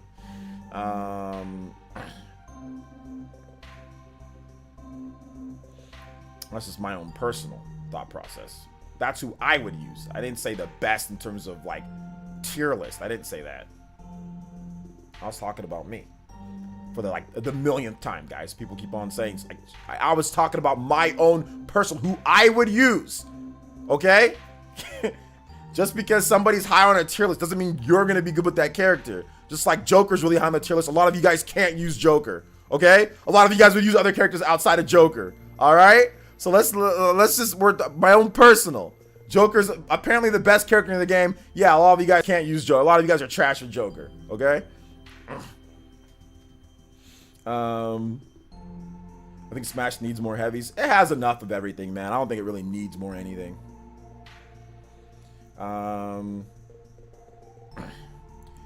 Says, nah, Pika's the best in my opinion. Pika, Joker, whatever. A lot of people think Joker's the best. A lot of people think Pika's the best. Who knows? Whenever I use... a lot of people think Peach is the best. Some people say Peach is the best character in the game. Some people say Wolf is the best character in the game. Some people legitimately think Wolf is the best character. It just depends. Everybody has their own tier list in terms of what they think. Some people... It all rotates. Pika's very good, though. Pika's very good. I personally would put Peach as the best character in the game. But that's just mine because Peach has a counter. Peach has projectiles. Peach can recover very well. Peach has crazy power. Peach has good tech, float canceling, all that stuff like that. Good tilts. Good air. She's good in the air. She's good on ground. Neutral's good. She has RNG attached to her. She can pull a bomb. She can pull a freaking Mr. Saturn. She can pull a freaking what's it called? The turnips that do all sorts of damage. You know what I'm saying? So that's the thing. Like I think Peach is the best, but that's obviously debatable. It's debatable. Oh yeah, Charizard. Charizard's very good, but Charizard's part of the three characters.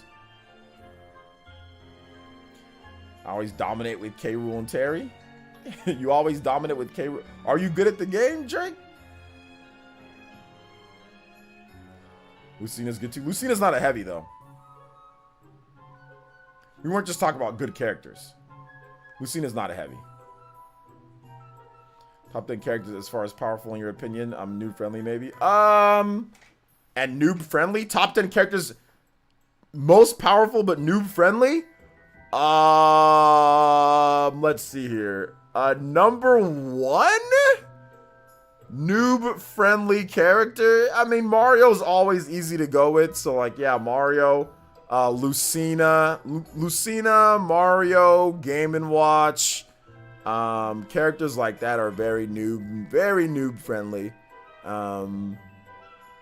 Yoshi, Kirby,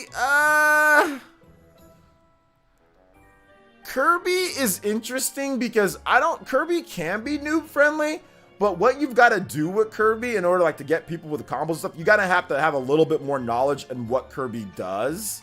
So, I mean, Kirby can be easy once you know how to use him, but because he's floaty, a lot of noobs have problems with floaty characters, right? So if a character, that's why I don't think Peach is noob friendly, because Peach is very floaty. You have to float cancel, you have to do a little stuff where she does all that, she has RNG attached to her. So the problem with Kirby, it's Kirby, he can definitely be noob friendly, but he's floaty. And a lot of times noobs don't know how to control themselves in the air. That's a noob's biggest problem is when they jump. They either they do a full jump and they don't do, instead of doing short hop. They do just weird things in the air. They don't know how to shark people. They just don't know how to maneuver in the air. On the ground, they can move around. You can teach them how to dash dance. You can teach them how to move and kind of be deceptive. But in the air is usually the problem that noobs have. They have problems short hopping. They have problems with their full hops. When to full hop, when to short hop, when to use certain things, when to fast fall, all stuff like that. And Kirby is floaty with multiple jumps. So it's noobs act really weird when they use Kirby, right? So you'd have to really focus in and practice on your aerial movement with Kirby because he is a weird character. Same thing with Jiggs, right? You say, oh, Jiggs is easy, right? A lot of jumps and all that, but not necessarily. Once again, very floaty, very light. Noobs have problems controlling those type of characters in the air, you know? Cloud can be noob friendly, but another problem with Cloud is his recovery. I think the problem with noobs is that they have problems recovering. So you don't want to pick somebody that has a really bad recovery or needs to rely on something to recover. So Cloud's recovery isn't the absolute worst in the game, but you need limit for it to be really good. So I don't know if Cloud would be the best for a noob either. Fox is definitely more noob friendly than some of the other characters that we talked about. Link can be noob friendly, but I think that Link, especially in this game with the bombs and the setups, he can get pretty technical as well. But yeah, Link can definitely be noob friendly. Yeah, that's true. Link can be noob friendly.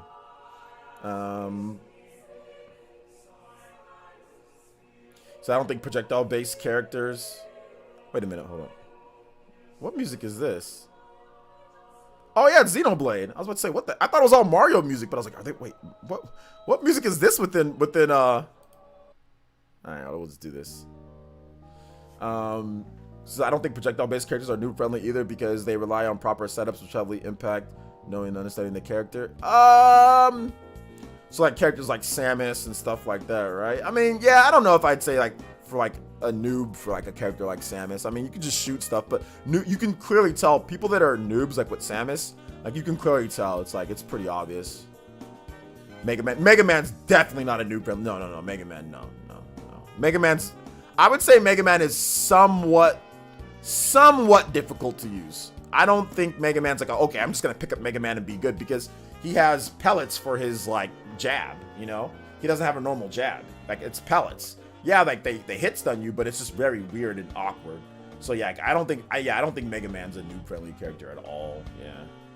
And his up tilt is a Shoryuken that's like hella laggy if you don't hit them. So like you gotta position it. So sometimes noobs will throw out moves or they'll just do stuff, and like you want characters that have little ending lag, can recover well, and don't have any complicated things for setups, and potentially have some type of like priority that's just over people. So for example, like Mario is really good because Mario has an up smash that has his head is invulnerable, right? Or it's super armor on his up smash, so you can learn how to shark people and up smash with it. Mario has tilt combos, right? So you can do tilts and combo. It reacts very quickly. There's not a lot of ending lag on them. His forward smash doesn't have a lot of ending lag on it. Like, everything's balanced. His recovery is a good balanced recovery to get back. He has a reflector, so if somebody's spamming you out, you can reflect things with his cape. You know, he has multi-hit moves, right? So his down air, multi-hit move. His jab's really good. It's fast. His dash attack isn't bad. His back air is really good. The only thing is like his forward air setup. Obviously, that's a little bit for noobs. Like sometimes like you see them forward airing because they don't know how to like reverse pivot like back air and stuff like that. So like you see noobs with Mario do that a lot, where they'll jump up into the air and forward air out of nowhere. And you're like, they probably meant to like pivot, reverse pivot, and do a back air because that's a better spacing tool. But he has a really good nair. You know, a very, very, very good nair. Nair is good. Up air is good. You know, so his only move is like the forward air is okay, but that's definitely a little bit more, you know, once you get like the setups with the forward air. So yeah, man.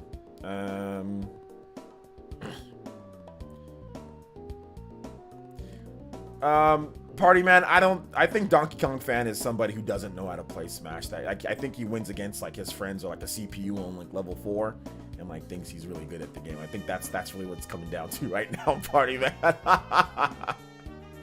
I don't think Donkey Kong fan has many hours in the game, or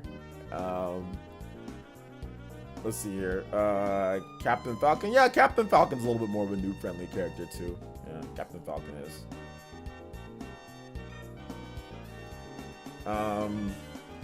The thing about spamming projectiles is that Samus, the people who are smart with Samus, I mean, you can annoy people online and spam projectiles and get dubs. Like, that's not a bad strategy with Samus and some characters. It just depends like how bad the delay is or lag or whatever the case is. But I think that like THC said, the really good people can pick Samus up and, you know, play and have no problem at all. Like, and like set things up correctly, you know, with their projectiles. I think so too. I just wanted to hear his thoughts. Yeah, the way that he's speaking is speaking of somebody who just, you know, doesn't really play that much, or doesn't really. I mean, has got a couple dubs, like, you know, with his character, and thinks that he's really good at the game, and therefore he's coming here and just saying kind of whatever, which is fine. It's no big deal. But he obviously doesn't know what he's talking about as much. That's fine. No problem. Let's see here. Almost okay. You only have almost 300 hours. I mean, he has about as much as me. I think I have about 300 hours in Smash, but I think the biggest difference between me in Smash and my hours and somebody else is that I have like, you can times that by about like 15 when it comes to like me knowing Smash. Like, my knowledge on Smash, like Smash Ultimate, I've watched more hours of Smash Ultimate than I've played. If you count all the tournaments that I've watched, all the matches, all the freaking live streams and edited videos that people put up, I have well more than 300 hours over since when Smash Ultimate came out. Definitely, like, with all the tournaments and everything. So like, and videos that I've watched. So I think that's the biggest difference between like, yeah, my hours aren't a lot, but I see a lot. That's why all I had to do was look at what Meister did. I didn't have to sit there and practice with Game & Watch. All I had to do was watch one video, not even one game of Meister in Smash Ultimate. One game. And I went from getting bodied to bodying other people because I know Smash. I don't have as much time to put as many hours into as other people, but I know it. So I was very easily able to do that. You know, and same thing with Pac-Man. I don't ever use Pac-Man. I literally never use Pac-Man. It took me 3 matches to understand exactly how I'm going to use Pac-Man, and then I got Pac-Man to Elite Smash. Not saying that I'm god tier with these characters, but I'm just saying like understanding and being able to get to Elite Smash. You know, I can do that with most characters. I either got to watch a match and see what they're doing, or I just simply just got to feel it out and just play, you know?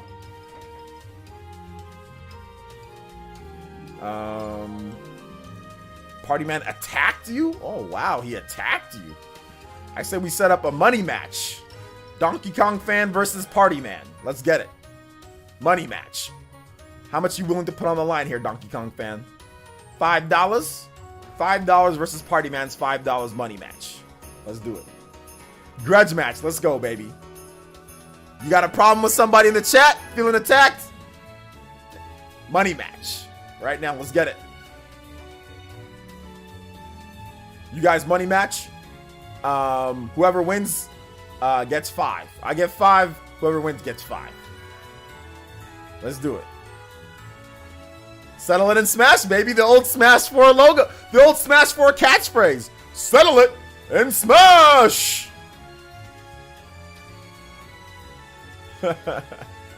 Settle it in Smash. Listen, I'll tell you what. I like Sephiroth, but I can't win with him for nothing.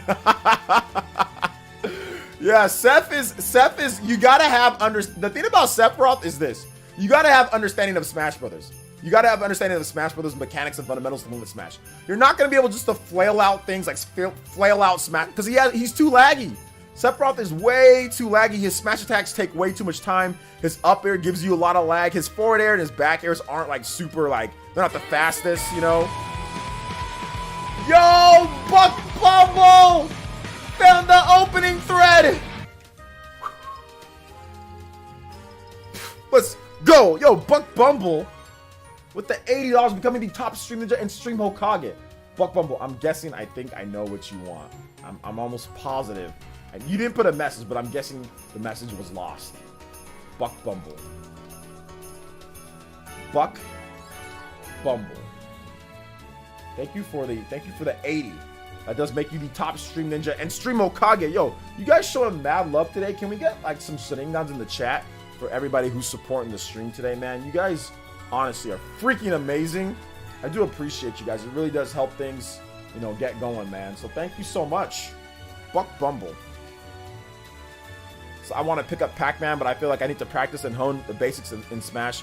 Pac-Man, the thing about Pac-Man, what makes Pac-Man good, the only problem with Pac-Man's actually a really, really good character in the game.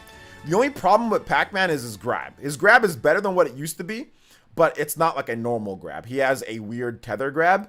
But all of Pac-Man's other stuff is really cool. However, to get really good with Pac-Man, yeah, you have to practice. He's not a simple character to just say, hey, I'm gonna do this. And that's advanced level. Basic level, Pac-Man has very good stuff. His forward air, back air, up air, his down air, all of it is very good. His nair, his down tilts, his specials are all actually good. Now, but to do crazy stuff with Pac-Man, to actually take advantage of him the best, you have to practice. But to do basic stuff, like to get to Elite Smash, you just have to have good fundamentals. You don't have to know all of Pac-Man's extra stuff to get to Elite Smash with them. You know what I'm saying? Like, you don't have to know all of his like setups and everything like that. Because Pac-Man has crazy setups. Don't have to know all that. Because all of his standard moves are very good. Pac-Man's a great character. But yeah, practice your fundamentals. Practice your short hopping. Practice your nairs and your back airs and your fairs. Practice your down tilts. Practice your up tilts. Practice all that. Although Pac-Man's up tilt is horrible. Pac-Man's up tilt is horrible. Pac-Man's up smash is horrible. If you're right next to somebody and you do an up tilt, it doesn't hit them. Like, legitimately. Maybe if you're a big body, but I was playing Pac-Man yesterday and I'm up tilting and you literally like touching them You do an up tilt, and even an up smash sometimes doesn't hit them. It doesn't suck them in and hit them at all. There's like no, it's like only directly above his head. Oh my gosh, bruh. Some of the worst up tilt. Pac-Man's down tilt and his forward tilt are much better. I hate his up tilt though. Pac-Man's up tilt, it's good for comboing once you get him in the air, but goodness gracious, like neutral, horrible for that. Horrible. Horrible up tilt.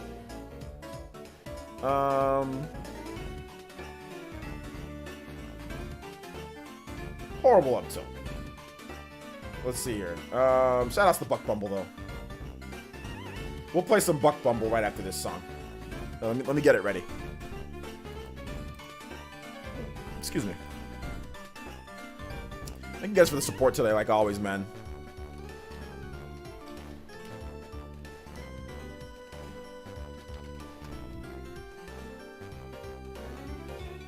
Gotta have punches, pain as a Sephiroth. The lag will get you killed if you just spamming buttons. Well, that's the thing. Like, it's not even about patience. It's about knowing the game. To play Sephiroth effectively, you have to know your Smash fundamentals. It's not even about patience. It's about fundamentals. If you don't know what frames are, if you're like, well, this is laggy, like there's ending lag. Like if you're not aware of these terms of like why a move is bad, because a lot of people that don't know how to play Smash, they have no concept of frames, how fast moves are, like ending lag, and what can get you punished and what keeps you open. Sephiroth has so many laggy moves, and people, it's not about playing patient as like, it's about just knowing what moves are the laggy and when to use them. You know what I'm saying? And when to use them. And a lot of newbies don't understand frames and like how fast something comes out, how much ending lag afterwards. They don't understand that. And you don't have to. When it comes to Smash, you don't have to know. All you have to do is you have to be able to adapt. So if you see that something takes, I don't know the frame data of Sephiroth. I don't know the frame data of Joker. I don't know the frame data of really any character. But what I do know is the time it takes for something. I know when I can punish somebody because I've used that character and I know like, yo, that takes a long time for that person to move afterwards. There's a lot of ending lag after this type of thing. That's why you see sometimes you see people playing that are newbies. They don't punish somebody after like let's say they do like a recovery and they land back on stage and there's like a lot of ending lag. I see sometimes newbies running away or not understanding because they don't know that move that they just did has a lot of ending lag and that person is completely open. So that's the biggest thing about being a noob is understanding when you can actually punish and when you can't. And to be honest, the biggest reason or the biggest way that I got to Elite Smash is not punishing people when I think I can punish people. Punish people when I know I can punish people. If you take that mindset and then you learn Smash fundamentals, you can be good at the game. Because there's not complex inputs for most characters. You can pick a basic character and not have to learn any type of combo strings or anything. You can just play neutral very well and be a solid player in Smash Brothers. But when you start punishing people when you absolutely know you can, compared to when you think you can, especially online, that's when you get good at Smash. That's how you get to Elite Smash with characters maybe that you don't want to sit there and train all day. I'm not trying to train all day with Game & Watch. I'm not trying to train all day with Pac-Man. However, if I just play patient because I know my fundamentals, and if somebody throws out a move, don't run up there and try to attack them. Don't chase people across the map. Play your neutral. If your character has a good nair, or if your character has tools, like they can throw something, do it. Make your person react, make them do something stupid, and then react to that. A lot of people love to get into the center of the stage and come down with something, come down with the nair, come down with something. You can wait, dash dance away from them, dash away from them, come back and hit them with the nair, or do something like that. Like, you don't have to, and like I said, don't always, if somebody throws out a smash attack, right? You don't have to try to sit there and see if you can punish them, because chances are they're gonna slip dodge right after that, right? So the people that are bad, that are, and like you see this happening to you, and that's the dodge like where you stand in place and the person just kind of like ducks like this, or kind of like dodging, like they become invulnerable for a bit. Like, if you're not right next to that person, if you're not like literally right next to that person, just throw something at them, you know? Do not go and attack them. So if there's like, let's say here's the person and here's you, and there's legitimately that much on-screen space, do not attack them. Throw something at them, or if you have a multi-hit move that can hit them, jab them with the A. You know what I'm saying? Jab them. But half the time what's going to happen to you is that even at the lower level, people are going to slip dodge all day and you're going to get punished, right? So that's the biggest thing, man. That's like the biggest thing that you need to learn. Only punish, for the most part, when you know that you can punish. Now, sometimes you'll be wrong, but in your brain, you have to process that fast enough. And that's the biggest thing that people run into with getting good at Smash. Like, they just can't process that, the timing that it takes. And that's why some people really hate Smash. Like, some people really like, there's nothing wrong with the game, but not people that are saying from a competitive standpoint, right? So there's mechanically, if you hate it, that's fine. That's one thing. But I'm talking about people that are just casuals and they say, oh, I'm not really into Smash. Well, why aren't you into Smash? Well, because they see what happens. They see what people do. And they're like, man, I don't want to have to learn all of that. You know what I'm saying? Like, I don't want to have to learn all that. Because there's nothing wrong with the game. All the stuff that people complain about, oh, well, this Switch game, it's not 60 frames per second. It looks blurry. It's this. There's not enough people to use. Or there's this. Smash has everything that you would want in a game. If you're talking about like a combat action platform or whatever the heck, there's everything. There's nothing that people say don't like the game. There's nothing to say that you don't like it. If you're a casual player, why would you not like it? Like, what's the problem? But it's the other things. They see the advanced level of how people play and it scares them away from playing, or it gets them to uninstall the game or not want to go further because of all the other little things, you know? So that's the thing. And people get discouraged. People get discouraged from playing Smash because they see how good, like they see, okay, Elite Smash, they see all this stuff and they're just like, man, like I just like to throw items and stuff. Like I'm not really into it, you know? But once you do understand all that, Smash is super fun. But even if you don't, like people don't understand that you can still play Smash for fun. Like you can still go on there and play with items or go on there and just play the local or just play in the tournament. Like there's still plenty of stuff to do. Like you can customize Smash to play however you feel like playing, you know? There's lots of ways to play it. Lots of ways to play it. All right, we got two musics. We got a Buck Bumble. Let's go.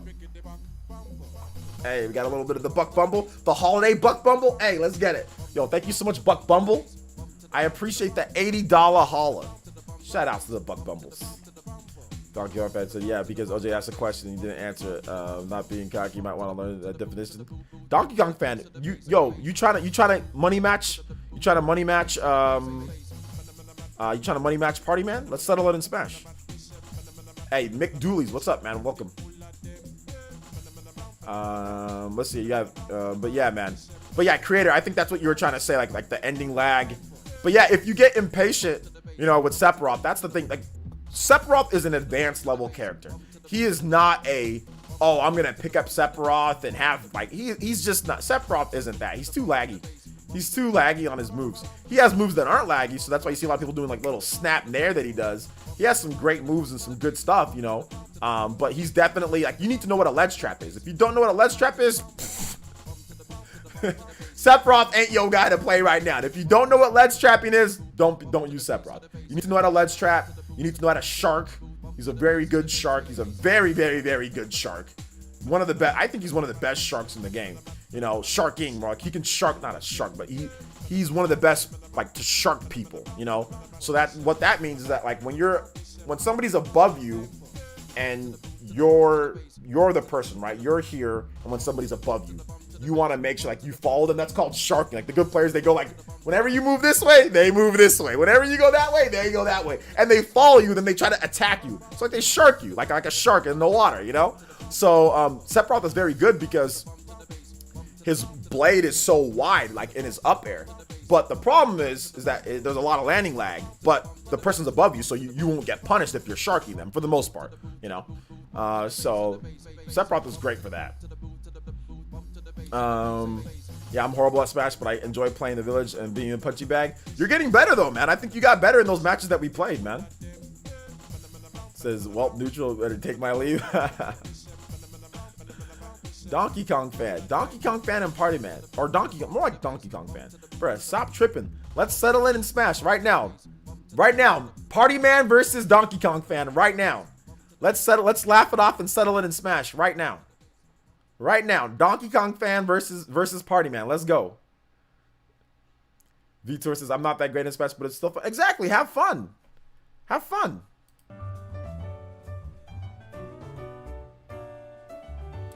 Final Fantasy VII Remake is my game of the year, hands down. I feel like it's not getting enough attention in the game of the year discussion. Watch my video tomorrow, my boy. But it was nominated for game of the year at the Game Awards, was it not?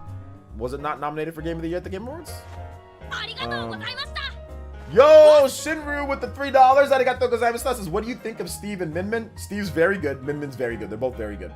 I love his minecart and basically throwable command grab that does no damage. Yeah. I like Sephiroth, but he has a lot of lag and his reach of his sword. But the reach of his sword, though, yeah. Your Steve is very good, man. You might have the best Steve here in the village, Shinru. But yeah, man, he's Min. I think Min is extremely good. People just don't use Min, but I think Min's extremely good. Min's very good. I do think that Min will be trouble once the tournaments start back up in person. I think Min's gonna be a lot of trouble for people. I think ESAM's, to be exact, I think ESAM's Min is gonna give people a lot of headaches whenever tournaments start back up, because his Min is absolutely god tier. Goodness gracious, his Min is out of this world, dude. It is the best Min that I've seen. It's so good.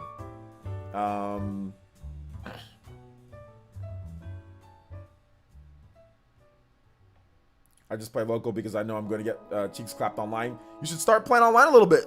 Getting your cheeks clapped, it's okay if you get your cheeks clapped online. Don't be afraid to get bodied online.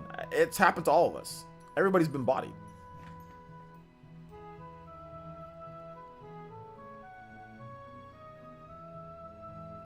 Ledge trapping, sharking, what's the Smash English dictionary when you need it? Okay, so ledge trapping is essentially like when somebody's on the ledge and they have their options, right? So if somebody's like hanging on the ledge, right? So that's what, you know, in Smash Brothers, you hang on the ledge. So if somebody's hanging on the ledge, what do you do in order to put them in a very bad spot? So you trap them.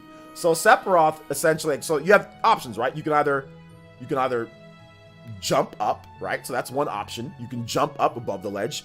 You can do a normal get up where the person just gets up right there at the ledge, or you can roll onto the ledge. Like, those are your options.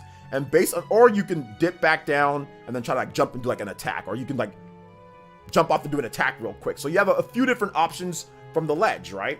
So basically ledge trapping is when you pick an option that somebody's going to do and force them into that. So you trap them into a bad situation or a bad move. Sephiroth has this move where he charges up, right? And he throws this thing that just explodes, right? His magic that he does. You can trap people. If they do a normal get up, they're gonna get hit with that, right?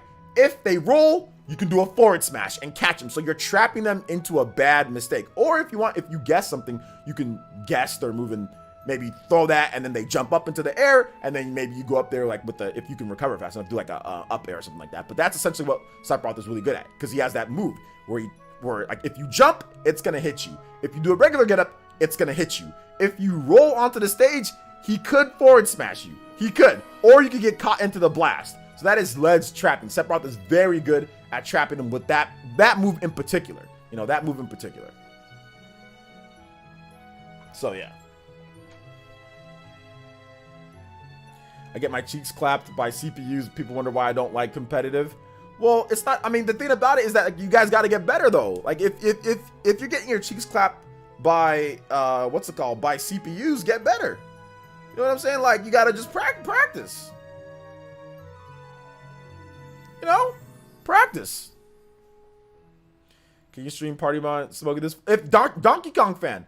Dude, this is a rare opportunity. You're a non-elite ninja. You get to play on stream with your god tier Donkey Kong where you're killing people, dude. Like, Donkey Kong fan, let's go, man. Let's have a little bit of fun. I'm going to make a lobby. You and Party Man can settle this in Smash, baby. Party Man versus Donkey Kong fan. Let's do it. No hate. No malice intent. It's for fun. If the $5 is too much, then that's fine. Just play. So I love that star explosion, bro. You can't do anything. Yeah, the biggest thing to do, the only way to not get clapped by that star explosion thing is to do not let Sephiroth ledge trap you. Like, so if you're off stage, bruh, I'm recovering high, or I'm gonna hurry up. I'm gonna roll and hurry up and not let him get in position, because it's really hard to get past that against a good Sephiroth player. So sorry, I can't do it right now. I'm gonna go Christmas shopping. Are you going Christmas shopping the day before Christmas Eve? Okay, that's so. Yo, that seems like a job, bro. That seems like you're going Christmas shopping with COVID? With COVID going on the day of Christmas? Okay, last second shopper. I see. Oh, this man seems like you ducking Donkey Kong. But it's only gonna take like 10 minutes, dude. It won't take that long. Matches are what? We'll play 2 games would be tops. If you guys go the whole distance. So if we'll do it at 5 minutes. So 2 games, that'll be take you 10 minutes at tops. 10 minutes tops. 10 minutes tops. It won't take anything more than 10 minutes. To get set up, maybe it'll take 5 minutes to get set up. We turn on the game. I'll put the arena code. We'll get you the arena code. You know what I'm saying? I'll put it right there in the chat, so I don't have to worry about DMing you or emailing it, because I can kick out whoever I want to kick out, right? So I'll just kick out those people. If anybody wants to just come in and be stupid, I'll just kick them out, and then we can do it, man. 10 minutes tops, dude. Nah, I believe him. I don't think he's ducking. You believe him? You don't think he's ducking? I can't say anything about it since he went to Christmas shopping only 2 days ago. Okay. It sounds like a duck. Okay, so Donkey Kong fan, we'll do it later, though. We'll do it later. We'll do it later. Whenever you're not Christmas shopping. How about after Christmas?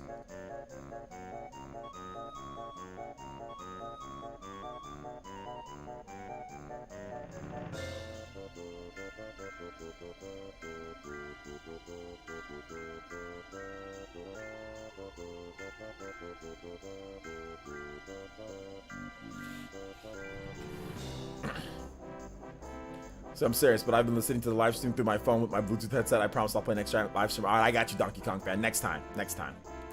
Donkey is probably 11. He says that he's Gen Z. I think he said that he's 21. I could have swore Donkey Kong fan said he's 21. But maybe he's younger. Maybe he's younger. Clip this for the next time he appears. He's been showing up lately, so I'll remember. I'll remember.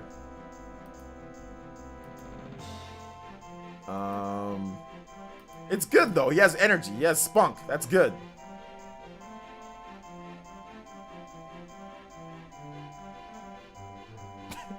Brian Altano being weird.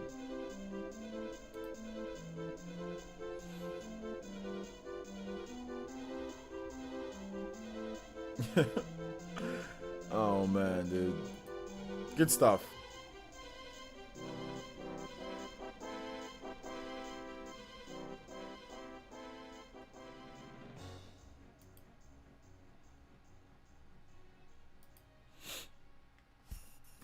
I got $5 on Donk for support. $5 on the Donk.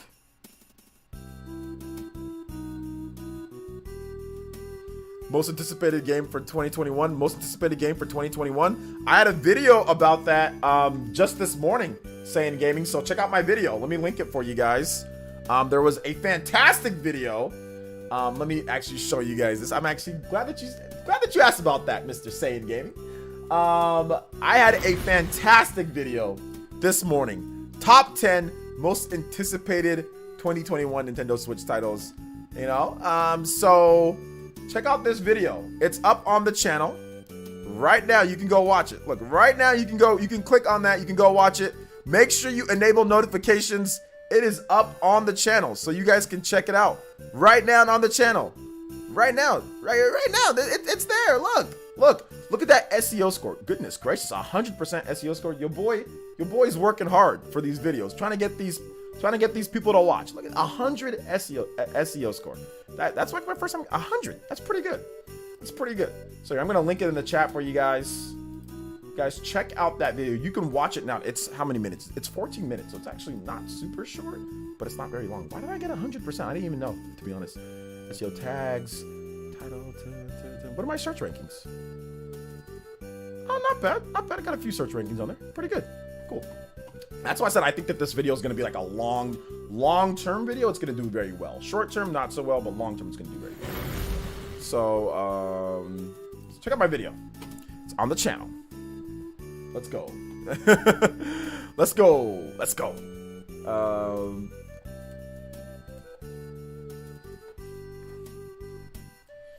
Let's go. Okay, I'm tired of Christmas music, guys. I'm sorry. I'm tired of Nintendo Christmas music. I gotta listen to some other stuff, man. I gotta listen to some other stuff, dude. I gotta listen to some like Castlevania or something. So right after. No problem, man. Make sure you guys subscribe. Make sure you enable notifications. Have your notifications enabled, baby. You know? Have them enabled.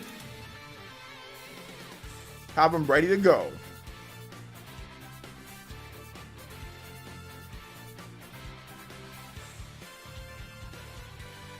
I did not expect online jabs to evolve into this. It has to evolve into this. It has to.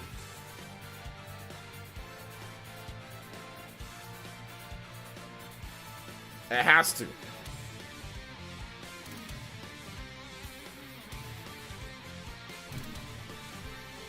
Astral Chain 2 shadow drop in 2021? What do you mean by shadow drop? You just mean like announcement in 2021? Shadow drop means that like the game we don't know about, or we might know about the game beforehand, or even if we don't know about, and they just release the game that day. If they just say, hey guys, it's out, like go get it. That's what a shadow drop is. So, I mean, I highly doubt that Astral Chain will be shadow dropped in any way, shape, or form. Astral Chain 2 will be shadow dropped in any way, shape, or form. That's probably not going to happen. Most of the Nintendo games don't ever get shadow dropped. Nintendo's first party games don't get shadow dropped, no. I mean, sometimes they have like very short amount of time before the game releases, but never like a shadow drop. I went from being attacked by Donkey Kong to a money match. That's what I call entertainment. That's entertainment. Babylon's Fall. Dude, what happened to that game? Babylon's Fall, Bayonetta 3. We definitely need to... Hopefully 2021 gives us both of those games. Definitely 2021 we should get both of those games. And Babylon's Fall is another game that I definitely put into like my most anticipated, like, you know, maybe like Xbox and PlayStation. I don't know how like just most anticipated games. You know, I put my most anticipated Nintendo Switch games. It was like most anticipated games, like overall. It's like my most anticipated games.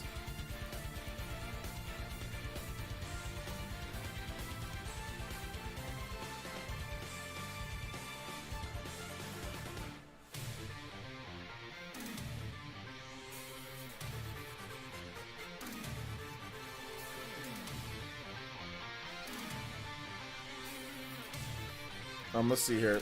Hey, OJ, do you buy AAA games at $60 digital? Or I can only buy them if it's on sale 30 to 40. I don't buy a lot of AAA games digital. I've done it before, but no, I usually buy physical. Usually buy physical. My bad. Announcement earlier year and release 2021, like Astral Chain. Okay, yeah, that's fine. Yeah, like announcement out of nowhere, right? But Astral Chain just came out in 2019, so I don't know if there's gonna be like, I mean, they could, but I don't know. We'll have to wait and see on that one, because man, like that'd be a pretty quick turnaround, you know? Because I doubt they started making it like right away. I mean, they maybe could have, but man, that'd be super quick turnaround. Super quick turnaround for it. Super quick.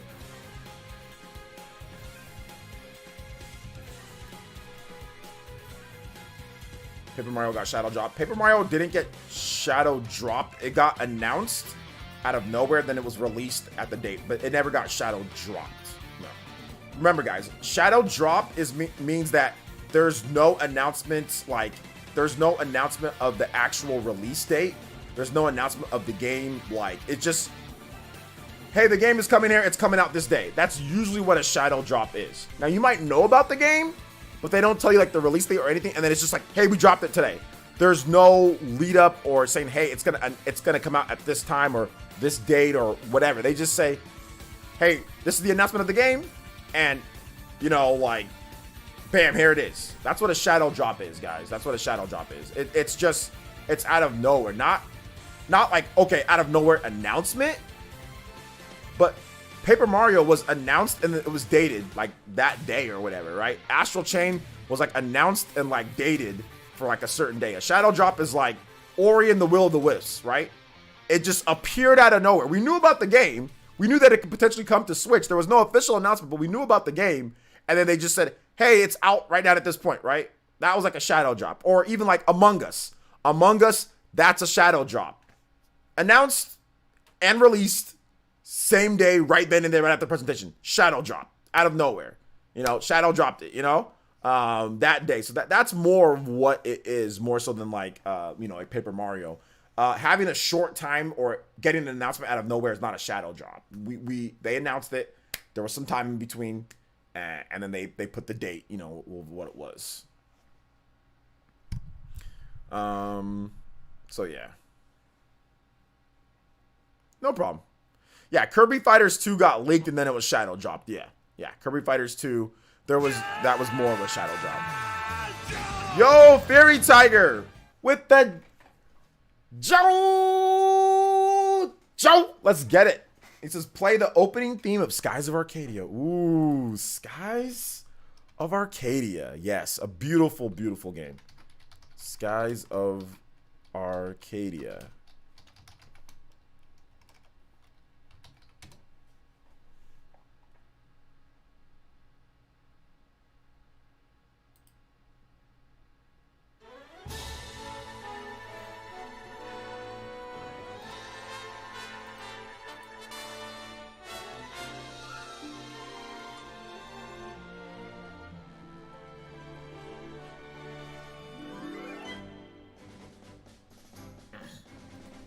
Shoutouts.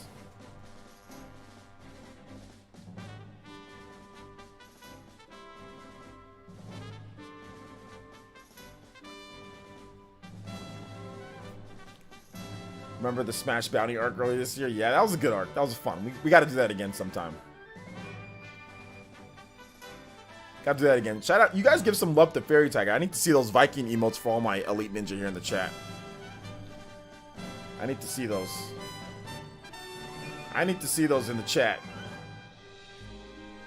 Shout out to all the new subscribers too. If you subscribe today and you're here in the stream, make sure you say hi. I'll make sure to say what up to all you guys, here.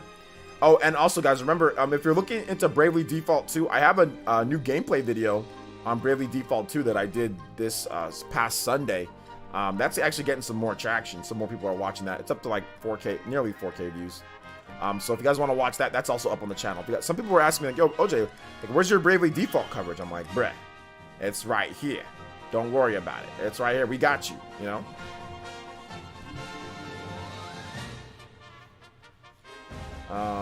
Anybody remember Lost Soul Aside? I don't know what that is. What's Lost Soul Aside?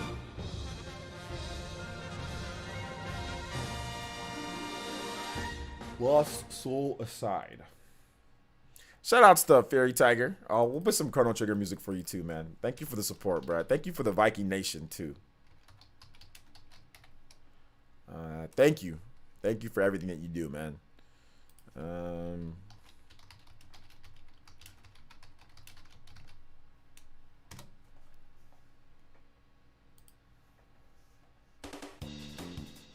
Nice touch adding on air to the OJ live thumbnail. You guys want to know the story behind the new OJ live thumbnail? Who wants to hear the full story of between what happened with the OJ live thumbnail? Sometimes I think I'm smart, but then sometimes I know that I'm stupid. Who wants to hear the full story? Anybody, press 1 in the chat if you want to hear the full story of why I slightly modified the. There's a number of differences. Okay, so I gotta set this up a little bit with like some backstory. So to give you guys like maybe a little bit of a backstory to this here. All right, so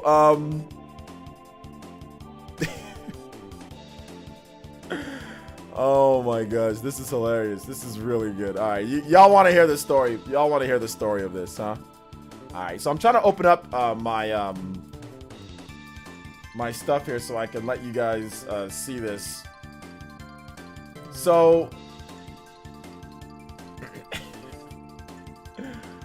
oh my gosh, man, where is it at? Where do I have one of them here? So I can go to this. Let me go to. I've got to set up the whole story because the story's good. The story is really good, but it's interesting. So, okay. So here we go. So this is just like a default OJ Live thumbnail, what I used to have, right? So this will give you guys a little bit of some backstory to this. So here's like what my usual OJ Live thumbnail is, right? So as you can see, you can't really see my hips, you know, or anything like that. Or you can a little bit, you know, my legs a little, just the top of my thighs. Like this is kind of how it looks, the size of it and what it is. You know, you'll split the picture, one half, the other half right there. So that's essentially it, right? That's how the OJ Live thumbnail looks, right? Okay, fine. And then you have like this little thing right here, OJ Live, where I put it, you know, put a little vector, put a little, modify the box to where it's like a little slanted, you know, so it looks clean, looks good. Red, like as in going live. All right, so that's that. Now, in comparison, the newest OJ Live thumbnail that you guys see here, right? So let me open it up. Actually, no, that's not it. So let me open it here. I think this is it. Okay, so this is the newest one. So here's the newest one. And so here, we can do it side by side. So it's a really funny story. So as you can see here, obviously I'm smaller, right? I'm not as big on there. But this is the one that you guys are seeing right here. This is today's. You can clearly see like my little side satchel, the little tape, you know, around my thighs. There's clearly more, okay? Still the same split, but then instead of having this OJ Live, it has this on air at the top here, right? So this just seems like a very simple change, right? But there's a reason why I did this. So yesterday, or pretty much for the past 2 months, okay? For the past 2 or 3, past month and a half or so, my PowerDirector has been crashing. That's my editing software that I use to make the thumbnails, that I use to edit my videos. It crashes. Anytime that I try to import something, it will randomly crash. So usually I can get through and I can edit, and if I try to import something to put in my library so I can, you know, modify it, whether it's a video or a picture, whatever. If it's any video, it'll crash. It'll just crash. Say Cyberlink editor has crashed. And that's been going on for a month, a straight month. So then recently, last night to be exact, I'm like, dude, why is PowerDirector crashing? Like I tried to fix it and I couldn't fix it. I didn't know what was going on with it. So then finally, what I do is I go into my space my available space that I have. Dude, I have like 20 gigabytes of space left. And I'm like, man, I just need to delete some stuff, right? I have like a terabyte hard drive, but whatever. I'm like, I just need to delete some stuff. Let me just get some stuff deleted. You know, I'll be okay. I go in there and instead of usually I just delete like maybe 15 to 20 gigs. This time I delete like 150 gigs, like 150 to 160 gigs. So it clears up about 170 to 180 gigs worth of space now.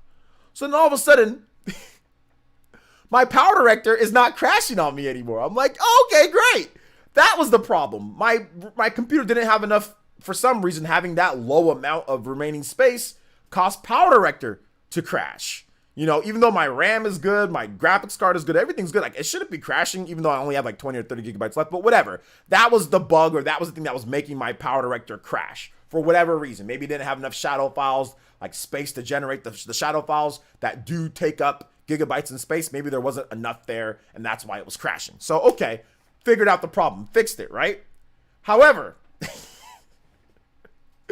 in the area of what I deleted was the presets for the majority of my videos. So what I use to quickly make thumbnails, write presets, whether it's me behind a green screen or me like this OJ Live thumbnail, me already positioning it, I deleted one of those. I heard a loud noise. I think it was like a dish in my kitchen. Anyway, I deleted that whole thing and a lot of my other presets. So I was like, right before I was about to stream, I was like, where's my preset? I was like, and then I click on it. I'm like, it says OJ Live, right? I click on it and it says, this has been removed or deleted. And I'm like, zoinks. So I'm like, okay, so then I have to make another one. And I don't quite remember exactly where I was positioned, but I knew that I was bigger than what I have. I was like, whatever, maybe I'll make it smaller. And like, I kind of like the little side satchel, hanging out there, and like it has like you can actually like see. Like, and I wanted you guys to like actually like see my kunai that I have, like my little side kunai that I have. So I was like, this might be cooler if I do it this way. And in a way for you guys to see my scythe and to see my bag was to make it smaller, and was to remove the OJ Live, which I don't even call this show OJ Live. It's just called OJ Stream. You know what I'm saying? So I just call it OJ, which I might change it later too. Who knows what it's going to be called, but it's OJ Live, whatever. So I don't even call it OJ Live anymore. It's called OJ Stream. So then I just said, I don't even really need OJ Stream. Whatever. It got deleted, whatever. So I just need like a on air, like a little red button or on air. So I tried a couple different things and I was like, okay, on air. Let me just try this on air one. And it turned out kind of clean. It turned out pretty clean. It turned out good. So that is the long-winded, unnecessarily long-winded story why the thumbnail changed for the OJ Live and the on-air dank. So that is the full backstory of why the thumbnail changed. And at first, I was going to just replicate that, because I can exactly replicate the thumbnail, right? I can just take the thumbnail, because I already have thumbnails that I've made, like the screenshots, right? I can take it, put it in my editor, and literally just line up everything to where it's exactly the same. Like everything. I can line up, I can make it. It's no problem. It's no problem at all. I'm pretty good with Power Director. So I can make it. But I was like, you know what? This actually maybe looks a little bit better. You guys can see my little side. You guys can see my little side satchel that I have here. It makes it to where you guys can see more of the two pictures in the background, right? Because before I'm bigger, so it covers up more of the stuff. It actually makes it to where you guys can see more of each picture. I'm like, this might be better. So it was addition by subtraction. That's how I'm doing all this. It was addition by subtraction. I messed up and I lost a lot of stuff. But then again, I worked on things to make things better. And I'm going to work on lots of other stuff too. Like I lost presets for other things that I do. Well, now I'm just going to make new ones. I lost my PE podcast preset. Okay, when I bring the PE podcast back, it'll be better.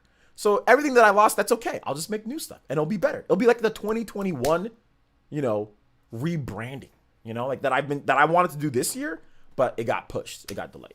So there you go. So it was a good thing. Yeah, it was a good thing. It was a good thing because when you force yourself to do things, like let's say something happens to where it forces you to do things. So for example, like when you're like, let's say you're working, you have a job, whatever the case is, but you're just kind of cruising, whatever, nothing's happening. But let's say you get like a girlfriend or you get like a kid or a wife. Man, you got more responsibilities. You got to work harder. But that might be a good thing for some. Now you got to push yourself, right? You got to work harder. You got to do more. You got to work more than what you usually work. Or something gets deleted, something happens, like you lose something of yours. It's like, okay, well, I got to work hard to replace that. I got to work hard. I got to do something different. I got to move on. I got to have perseverance. It teaches you character. These are the type of things that teach you character in life. You lose all your presets. I literally lost all my presets for everything. That saves me a lot of time. You lose all your presets, no problem. Make new ones, make them better than what you made beforehand. So perseverance. And I wasn't even tripping. I was just like, oh, okay. And that's the cool thing that in 2013 or in 2014 or in 2015, if this happened to me, in 2018, I'd be very upset. I'd be like very upset. I'd be upset. I'd be stressed about it. I'd be like, oh, why does this always happen to me? This isn't, I'd be crying for better or worse. You know what I'm saying? But now in today's day, it's like, oh, that happened to me. Oh, it's all good. You know what I'm saying? Like, okay, whatever. It's funny. I'm like, okay, now I can tell a joke about it the same day, So that's the thing. Yo, what's up, Clue for Prez? Shout out to the round table. Welcome to the stream. So yeah, is it possible Nintendo to release a digital only Switch instead of an enhanced Switch? What do you think? A digital only Switch? No, I don't think Nintendo would release a digital only Switch because that doesn't really save them too much money or anything like that. And it doesn't it just limits what people can buy. So I don't really see the need for them to release a digital only Switch. What does that do? Microsoft did it so they can save out on a lot of money and size of the system, and also funnel everything through Xbox Live, force you to buy through Xbox Live. PlayStation did it for similar reasons as well. But Nintendo, they have too many people that buy games physically, and it just removes options for people. So I don't really see Nintendo doing it, At least not yet.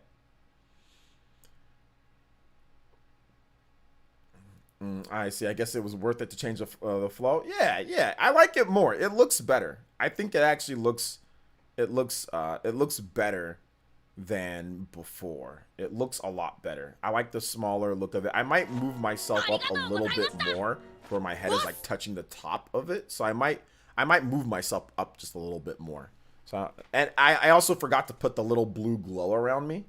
Yo, Mac Mega with the $5 says, can you play Final Fantasy VII song in the link, please? Also, do you think Dragon Quest Heroes 1 and 2 and Switch will get localized in the States? I don't think it'll get localized because that game's been, that was like a launch game for the Switch or in Japan. So it's been, dude, it's going on 4 years now. So nah, I don't think it's gonna get localized.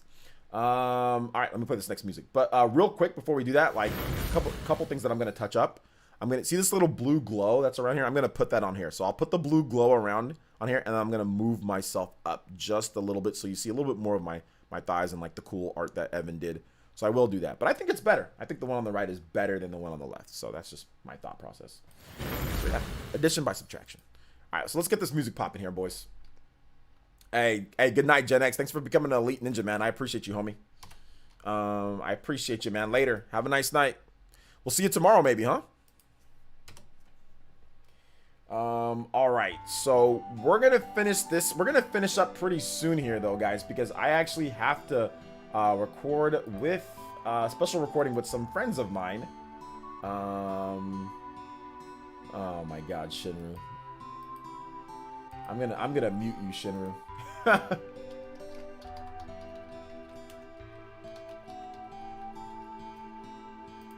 Chill. Don't link this garbage to me. Freaking Sans with the freaking Tifa outfit, man.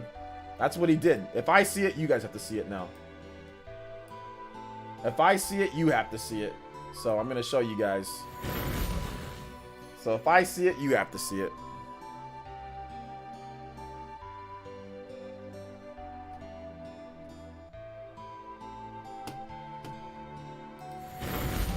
Thank you for the 5, Mr. Mac Mega. I do appreciate that.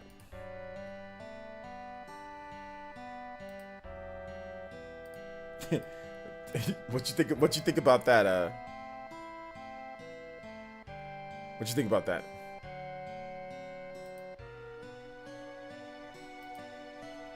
You like it? You like that? What did I say about people doing that?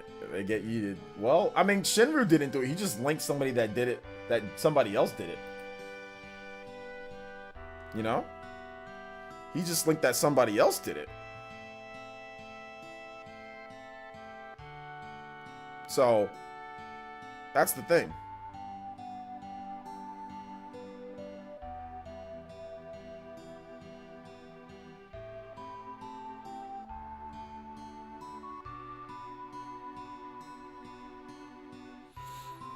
Love at first sight. That's disgusting. That's disgusting. So the funny thing is that some people do got girls that look like that, though. That's the funny thing. Some of y'all out there in the Twitterverse be going around with those skeleton looking girls. You know what I'm saying? Like those literally like skeleton, you know, Skeletor, spinal. You know what I'm saying? Spinal, Killer Instinct, spinal looking girls. Like this is my ideal girl. She eats freaking one piece of bread and drinks water all day. Yeah, that's what I like.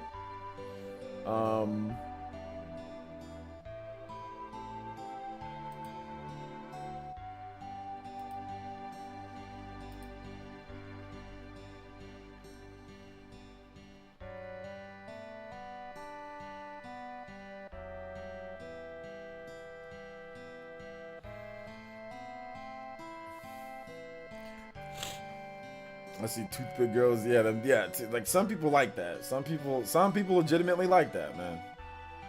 I don't know. It is what it is. Got girls looking like skeleton. Yeah, man. Those spinal, dude. Like just.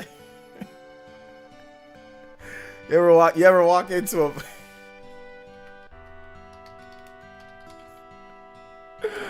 Oh my gosh, yo! You ever walk into a.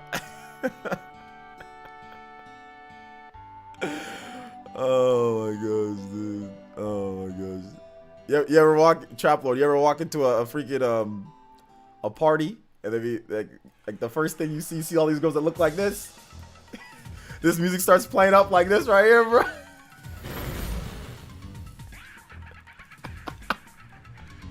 That part right there, dude. Hold on.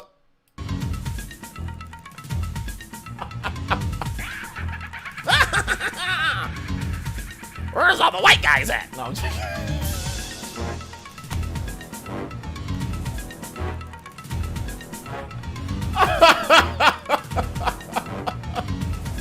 Like girls that like don't eat at all, dude. Freaking spinal girls, dude. Walking in like that, man.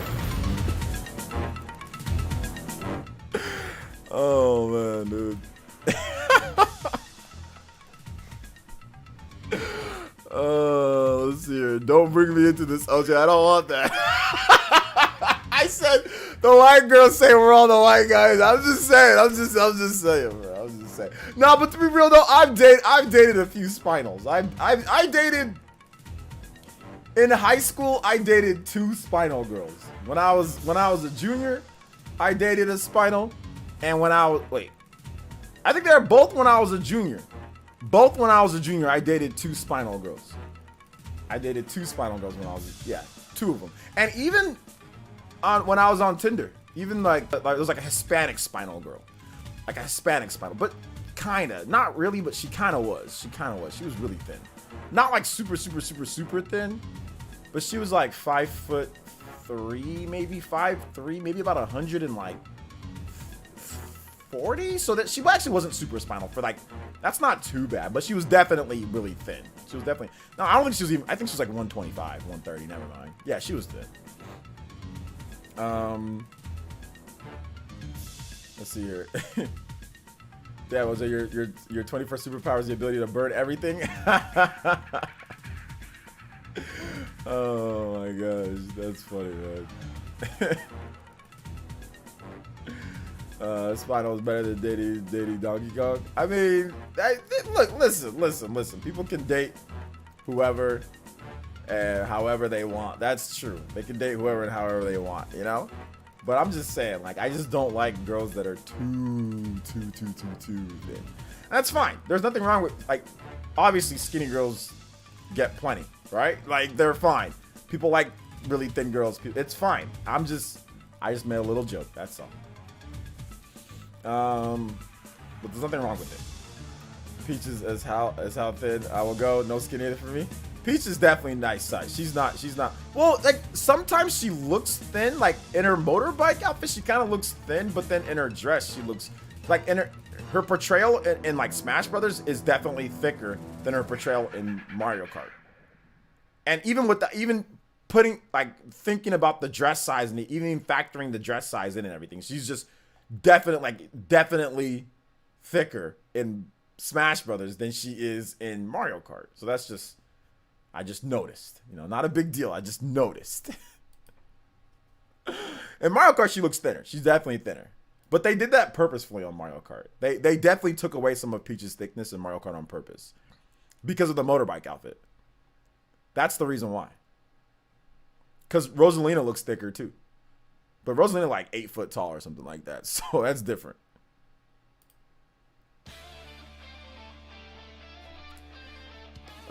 She looks thin, but not super thin in her dress. Yeah, she looks thicker than what she looks in Mario Kart. So I'm used to her in Mario Kart, right? I play a lot. I see her all the time in Mario Kart. Whereas Smash Brothers, we don't always see her. I'll take the Spinal Man over the Stay Puft Marshmallow. Oh man. Yeah. People can like whatever they like. They can like whatever they like. Like I said, I've dated really skinny girls before, so it is what it is.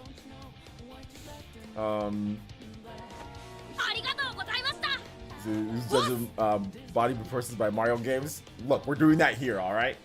Shinru with the dollar says, "You're welcome, OJ." In chat, I remember someone saying it was gonna happen, and it did. Yeah, TH3 did it. Didn't TH3? You're like the first person who said that.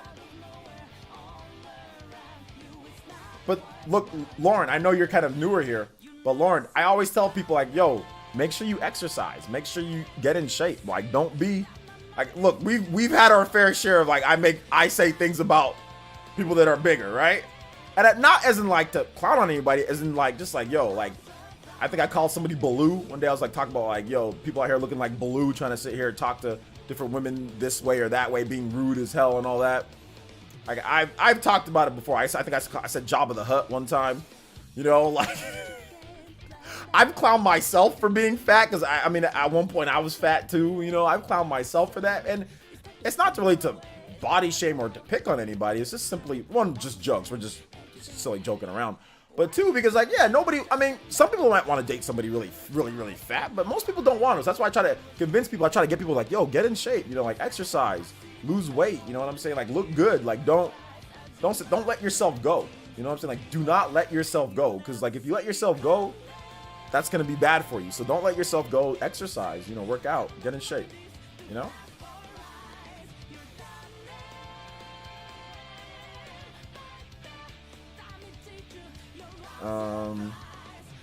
The bomber move.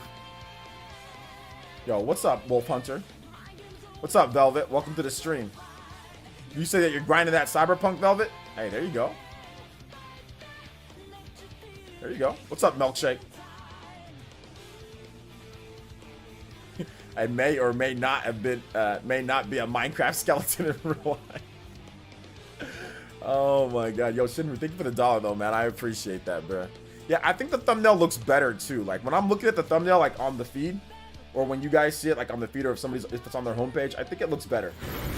I think that looks a lot better, like it being smaller. Like that looks better. I think it does, personally.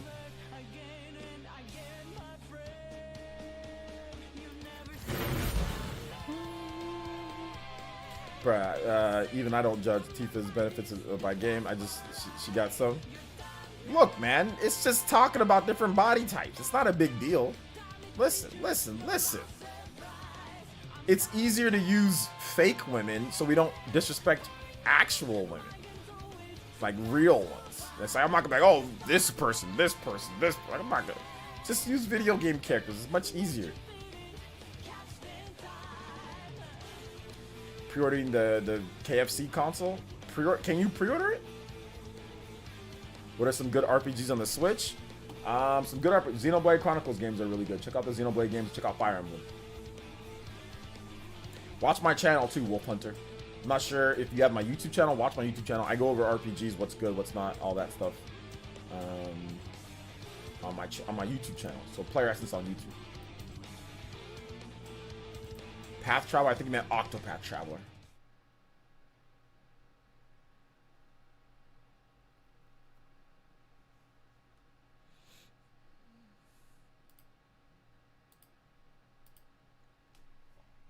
Hey, glad to make it. See you. I wanted to tell you I got Xenoblade Definitive Edition on Amazon. 25. Is that euros? Can't wait to play it. Thank you for your work. Thank you so much, Anton George. I appreciate that. Thank you. Yeah, you can have a baggy body, but still be looking like Unabomber. Some things you can't fix. Oh my gosh, yeah. Well, the thing about it is, here's my thought process on there. Everybody, like, listen. We're not talking about people that have physical, like let's say like something happened to your face, it's like got like ripped off or something's wrong with you. We're just talking about all of you guys that just have like nothing happen disability wise or anything. Not that people that have that are ugly or anything, because they're not, you know, but I'm just talking about normal. So everybody that doesn't have any type of issue with their face in terms of if something happened to them, right? Certain type of scarring or something like that. Anybody, and even if there's a little bit of scarring, that's fine. Most people, literally everybody here is good looking. And I'm not just saying that to try to just say it just to be nice guy. Literally everybody here is good looking. Now, there are varying degrees of how good you can look. The best that you can look. Now, will you look like, you know, prime Rihanna or prime, you know, supermodel or whatever the case is? Like, okay, maybe not. That's fine. You don't have to be. But everybody here has the ability to look absolutely amazing. All that matters is this. All that matters is this. All that matters is how you treat everything else. If you take extremely good care of everything that was given to you, you will look great no matter what. Does that mean you'll be the best looking person in the world? No, but you will look amazing. It's just facts. You combine that with, what I mean is like this: taking care of your skin, taking care of your face, body, eating right, mental health, and your appearance, how you dress, how you look, outward stuff. You do all that right, you will look amazing and you'll have plenty of people trying to talk to you. The problem is that a lot of nerds, myself included, skip out on some of these things.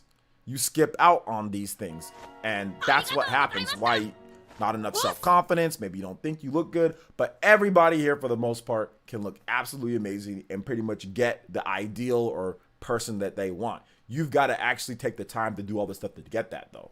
You know, that's the thing. That's the thing. You got to take the time to actually do all that. And I'm talking about to all my single people. If you're married or if you're already in a relationship and they like you the way that you are, cool. Keep on doing what you're doing. But I'm talking about other people that are having trouble finding somebody or whatever the case is, right? For those people, that's the path that you got to take. Mac Mega with the $3 says, can you play the Final Fantasy VII song, please? Absolutely. Thank you for the $3, Mr. Mac Mega. I'll play that for you. Thank you for the support, dude. It's real, though. The States is the fattest nation. I'm glad you're giving folks exercise advice. It's important. Yeah, it is. It is very important. It's very important. I agree. That's why I do it. I think she looks a bit thicker in Mario Tennis. Fun fact, but not by much. Thicker from Mario Kart? What is a KFC console? It's a high-end PC that warms your chicken.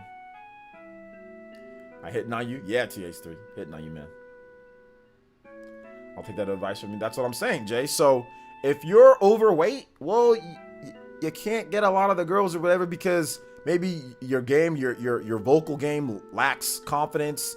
You know, you don't have like the stuff around, you don't have the physical possessions and material things to attract those type of people. So what do you got to do? Well, easy. You got to lose weight. You know what I'm saying? Okay, let's say you're skinny. And let's say you kind of lack the other things. Like, let's say you lack some of the material stuff. You like some of the other stuff. Okay, well, what do you got to do? Well, lift some weights. Work on yourself. Work on getting that job that you need to get. Work on that career, what you need to do. There's always a fix for something. Because most people, the large majority of people can look great. Some of y'all got, like, whack haircuts and stuff, too. Some of y'all, like, don't cut your hair or your hair doesn't look good on you or whatever the case. So it might even be, like, getting a haircut for some of you guys or getting a certain style that looks better for what you're doing. Taking better care of your hair, especially if you're black. Taking better care of your hair, you know what I'm saying, or stuff like that. Taking better care of some of you guys' skin complexion is whack. Some of you guys are dry and crusty. You know what I'm saying? You guys don't apply lotion all the time. Some of you guys get out of the shower, you just clean off with a towel, and then you just go about your day. Like, you should not be doing that. I don't care if your skin's not dry or not. You should definitely be moisturizing. Look radiant. You know what I'm saying? Look radiant. If you look radiant, women, men, anybody, whatever you're into, they can notice that. They can notice guys, women. Like, I can notice a crusty girl. When a girl's crusty, I'm not gonna talk to her. If I go out on a girl and she's crusty or she looks crusty, it's like, that's just like, she's kind of crusty. You know what I'm saying? Like, I can tell when a girl's crusty. Whereas like when a girl's skin looks good and all that, it's more attractive, you know? More attractive. So it's the same thing. Women can notice that with guys. If you look crusty, if you look pasty and crusty, girls are gonna know that you look pasty and crusty because you don't moisturize your skin, because you just don't. They're gonna know. They're gonna know. You know what I'm saying? So that's the whole thing. So moisturize properly. Cocoa Radiant Vaseline. That's my favorite lotion. Cocoa Radiant Vaseline lotion. It's fantastic. African Black Soap. Shea Moisturizer. African Black Soap. That is the god tier combo. You want to look radiant, and this is coming from a formerly crusty football player whose skin was so bad. Now it's much better, but see all these marks that I have? These are all from football, right? I have a lot of marks on my skin, but you should have seen it beforehand. It was way worse. Like, this all right here was covered with blemishes and all that, but now my skin's a lot better. But this isn't even that great. But even like my face, right? A lot of discoloration on my face from being outside in the sun from football. It's evened out a lot more, and it's a lot smoother. See, like my big forehead.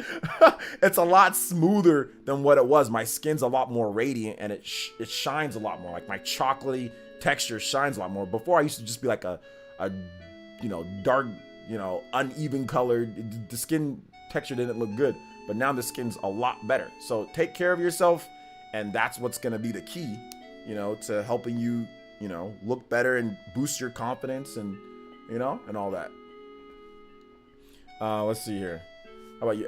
Let's see here. What about you, Ashy? If you date a girl with ashy elbows? Yeah, I don't like ashy elbows. Obviously, my elbows they could be better, but there's no ash on them. They're nice and You know, they're nice, and they used to be a lot darker too. They're a lot darker around here, but yeah, you clean things up a bit, you know, get it smooth, you know, get it better, and that's the key. Because before in the past, if I used to do this, roll down my sleeve like this, it would be ashy. It'd look horrible, you know. But now, at any point, even if I don't use moisturizer out of the shower, I don't necessarily have to. My skin still feels and looks great, even if I don't use the Cocoa Radiant out of the shower, because I've been using the African black soap, and I've been using moisturizer so much that my body's kind of like stocked up on it, you know. So I don't have to, but I do it anyway, just so I can keep it going, so I can continue to improve and look good, you know. So let's see. Girls need to take care of their looks better than men. Men are first attractive to looks. Yeah, well, I guess that's why women wear makeup, right? So women definitely feel the need to keep up with their looks more than men. That's true. But I would say this: if you're crusty, this is just coming from experience. If you're a crusty dude and you look horrible, the chance you better have wealth, you better have financial possessions, because you're gonna be single.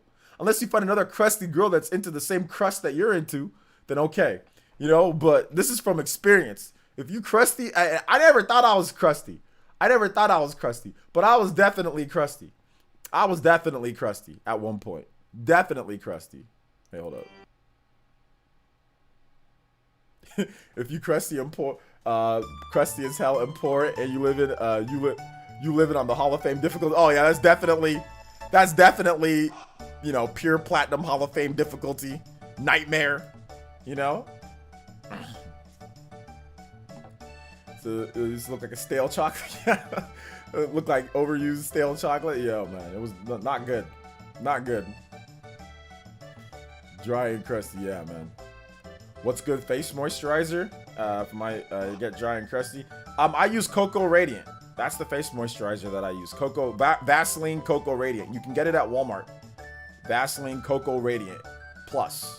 Just go look in the Walmart aisle. Go look at Walmart in the lotion aisle and all that, where they have like the lotions and like the body soaps and all that stuff like that. Look on that, and then just look for Vaseline Cocoa Radiant, Cocoa Butter Radiant, and that's what keeps your skin nice. It doesn't matter what race you are, too. Race, whatever, color, it doesn't matter. You use it, you'll look great.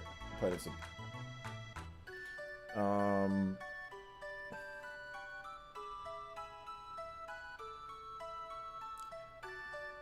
Girls need to take better care of their looks. Okay, I already read that. If you, let's see, bro, Walmart, where I'm just a bunch of hobos. Well, I mean, Walmart has good products inside. You got a Nintendo Switch. I've got 5. Excuse me.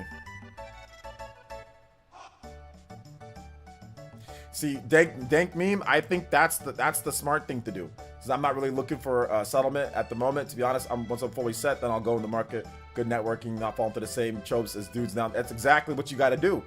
You got to get set. The problem with me is that I was trying to sit there and talk to this person, like when it's too early. If something rolls by your way, cool. You know what I'm saying? Like, you can get on Tinder, you can date, you can casually date if you want to, if somebody's interested. But if nothing happens, that's cool. But once you're set, once you're good, you're probably gonna find somebody through your employment. Like, that's probably what's gonna happen. You're probably gonna be working.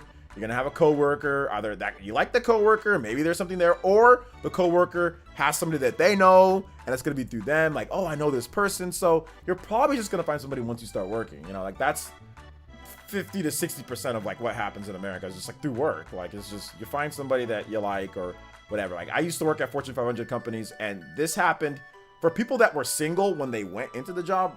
They usually found somebody that worked in a different branch or worked at like a corporate meeting or at a like a retreat with all the different branches of the people come through. Like, it happened legitimately every year. There's at least 3 or 4 people that I knew that got together from work, like whether they worked at a different branch or whatever the case is. So you're probably just gonna find somebody at work, you know. I guess is probably what's gonna happen. So yeah. It says, in your profession, that's a no-no. Well, you're gonna be a teacher, so while you can't date anybody, at least here in from what I understand, you can't date anybody at the current school, but you can date somebody out of the school district or in a different school. You can date someone. So I know you can't date somebody at the same school, but at a different school you can date them, right? So yeah. What, bruh? The one and only king. What the hell are you talking about, bruh? We weren't even talking about. We were simply talking about just dating and finding somebody. What? It's not worth the risk in my opinion. Depends. It depends. There's no rule against it. Here where I'm at, there's no rule if you find a teacher that's attractive or that you like at a different school. There's no rule against dating that teacher from a different school. I mean, but it is what it is. If it's not worth it, it's not worth it. If you feel that it's not worth it, then I don't want to get in trouble. I don't want to, give you bad advice for your career or whatever the case is, So if you don't feel like, and yeah, it's no problem. You don't got to date anybody from work. And I think also dating somebody from work can cause problems too. It really can cause problems, especially if you guys break up. Shinru with the Shinru 61 with the $1 donation. It says Walmart near me or my friends are either ghetto AF or the bums there. I ain't trying to buy no bums. I don't understand why you guys there's bums in lots of places. Like you don't gotta you can walk past the bum. You know what I'm saying? Like you can simply walk past the bum, go in there, get what you need, then walk out. You know what I'm saying? Like that's not that hard, is it? Hey, Merry Christmas, Marcus.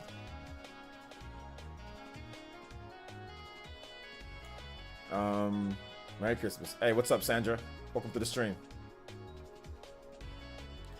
So a chance of finding Peach in computer security's career field.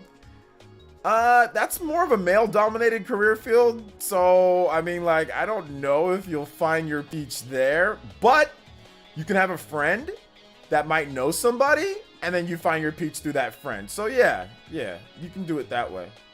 I mean, even if you look at it there's lots of careers that happens. Like you find a friend, even like a teacher, right? A teacher might have they know another teacher that's, hey, I think, this person would be good for you or whatever. I've seen that happen too. I'm doing good, man. I'm doing good. How are you today?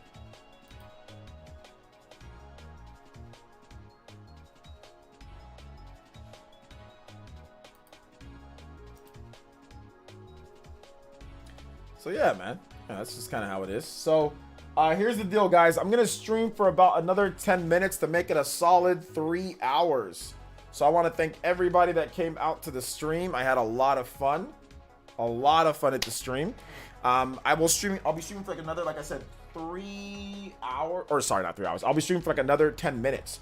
So if you guys have questions, now is the time to ask those questions, and I will answer them.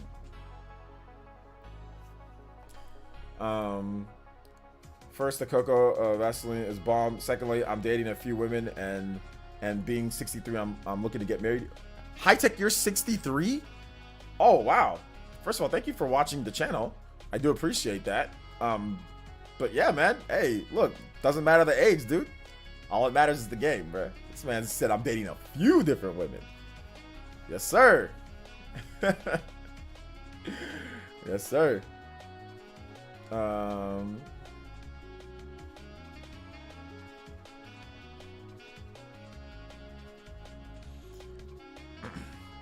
Have a beautiful Christmas. Spend it incredible. We love you. Thank you so much, TK. I appreciate that, man. Hopefully you, ditto, you have a great Christmas too.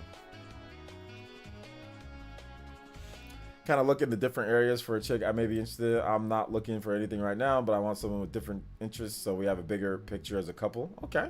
Yeah, absolutely. Absolutely.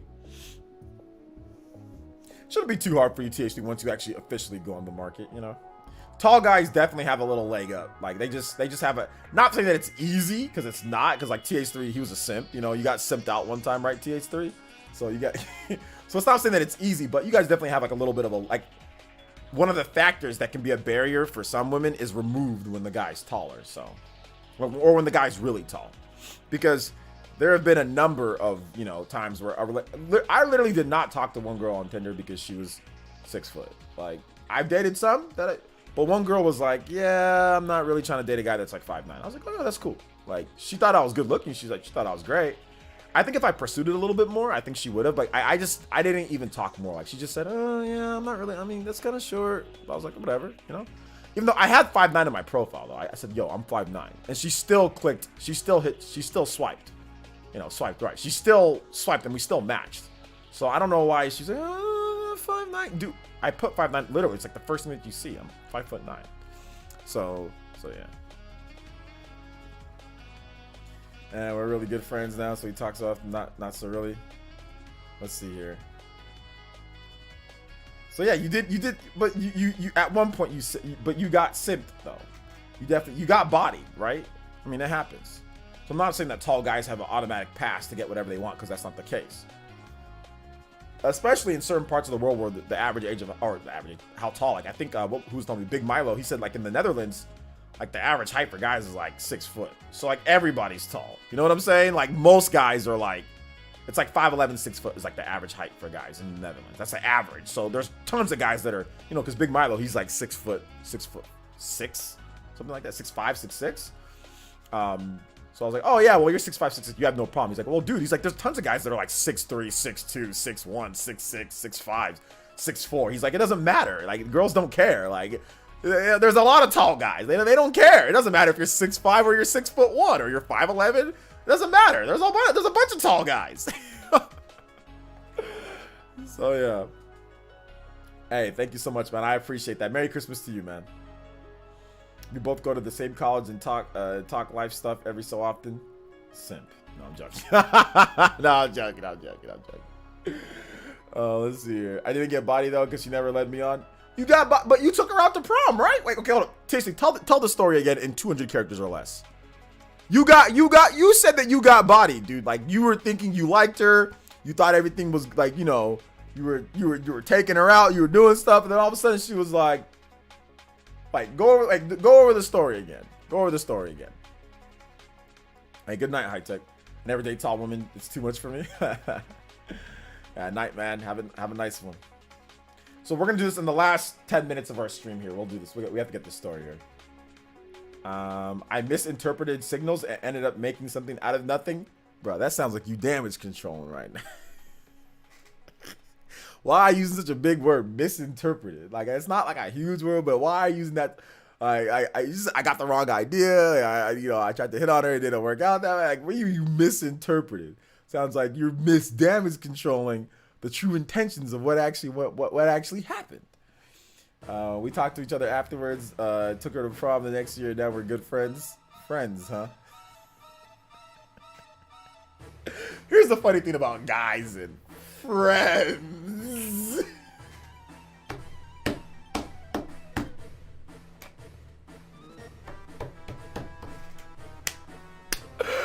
Here's the funny thing about friends.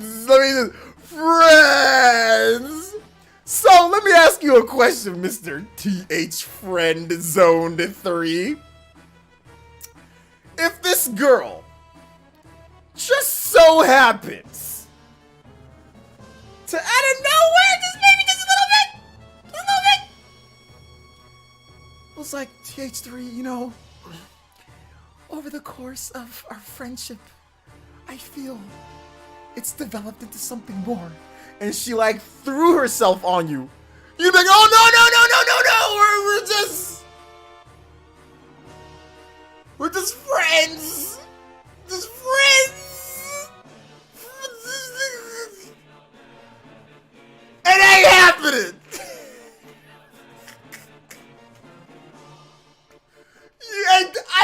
There is no I wouldn't. No, I wouldn't. There is none. Robert, she helped you get through some really hard part of my life. So I was going through depression and suicidal thoughts, so roasting me. We're not roasting you, TH3. I'm simply joking around. If she was actually like your really good friend and she helped you, which you've said that she helped you through some stuff and she helped you through all that. That's dope, dude. Like that's cool. But we're just joking around. So don't take it seriously. You could have a girl, if she throws herself at you, no way you say no.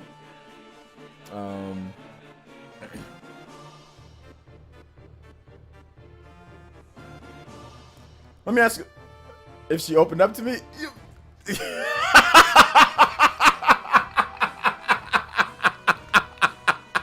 I knew it.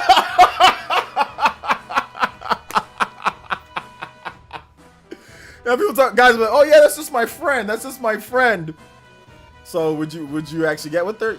Yeah. But wait a minute. I thought y'all were friends. It's like friend by choice. It's like, but the minute they don't want to be friends anymore, it's on like Donkey Kong. You know what I'm saying? Like it's that's the funny thing with guys and girls that are friends. Now, listen, in high school, no, in college. Actually, I can't tell that story. But anyway, I can't say that. All right, so that's gonna wrap it up for today's stream, guys. Thank you guys so much for watching. I cannot say that story on stream. Thank you guys so much for watching. I do appreciate it. Make sure you guys check out my channel.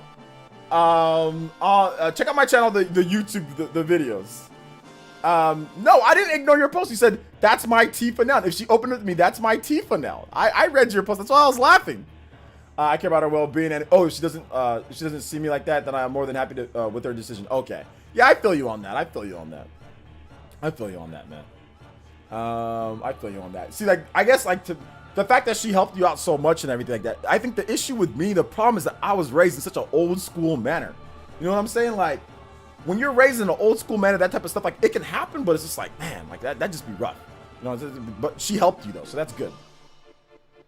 She helped you, though.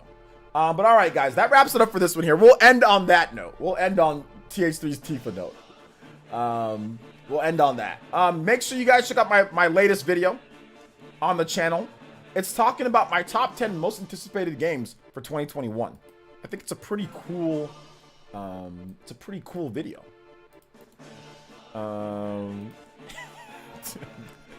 Yo, VC, chill, bro.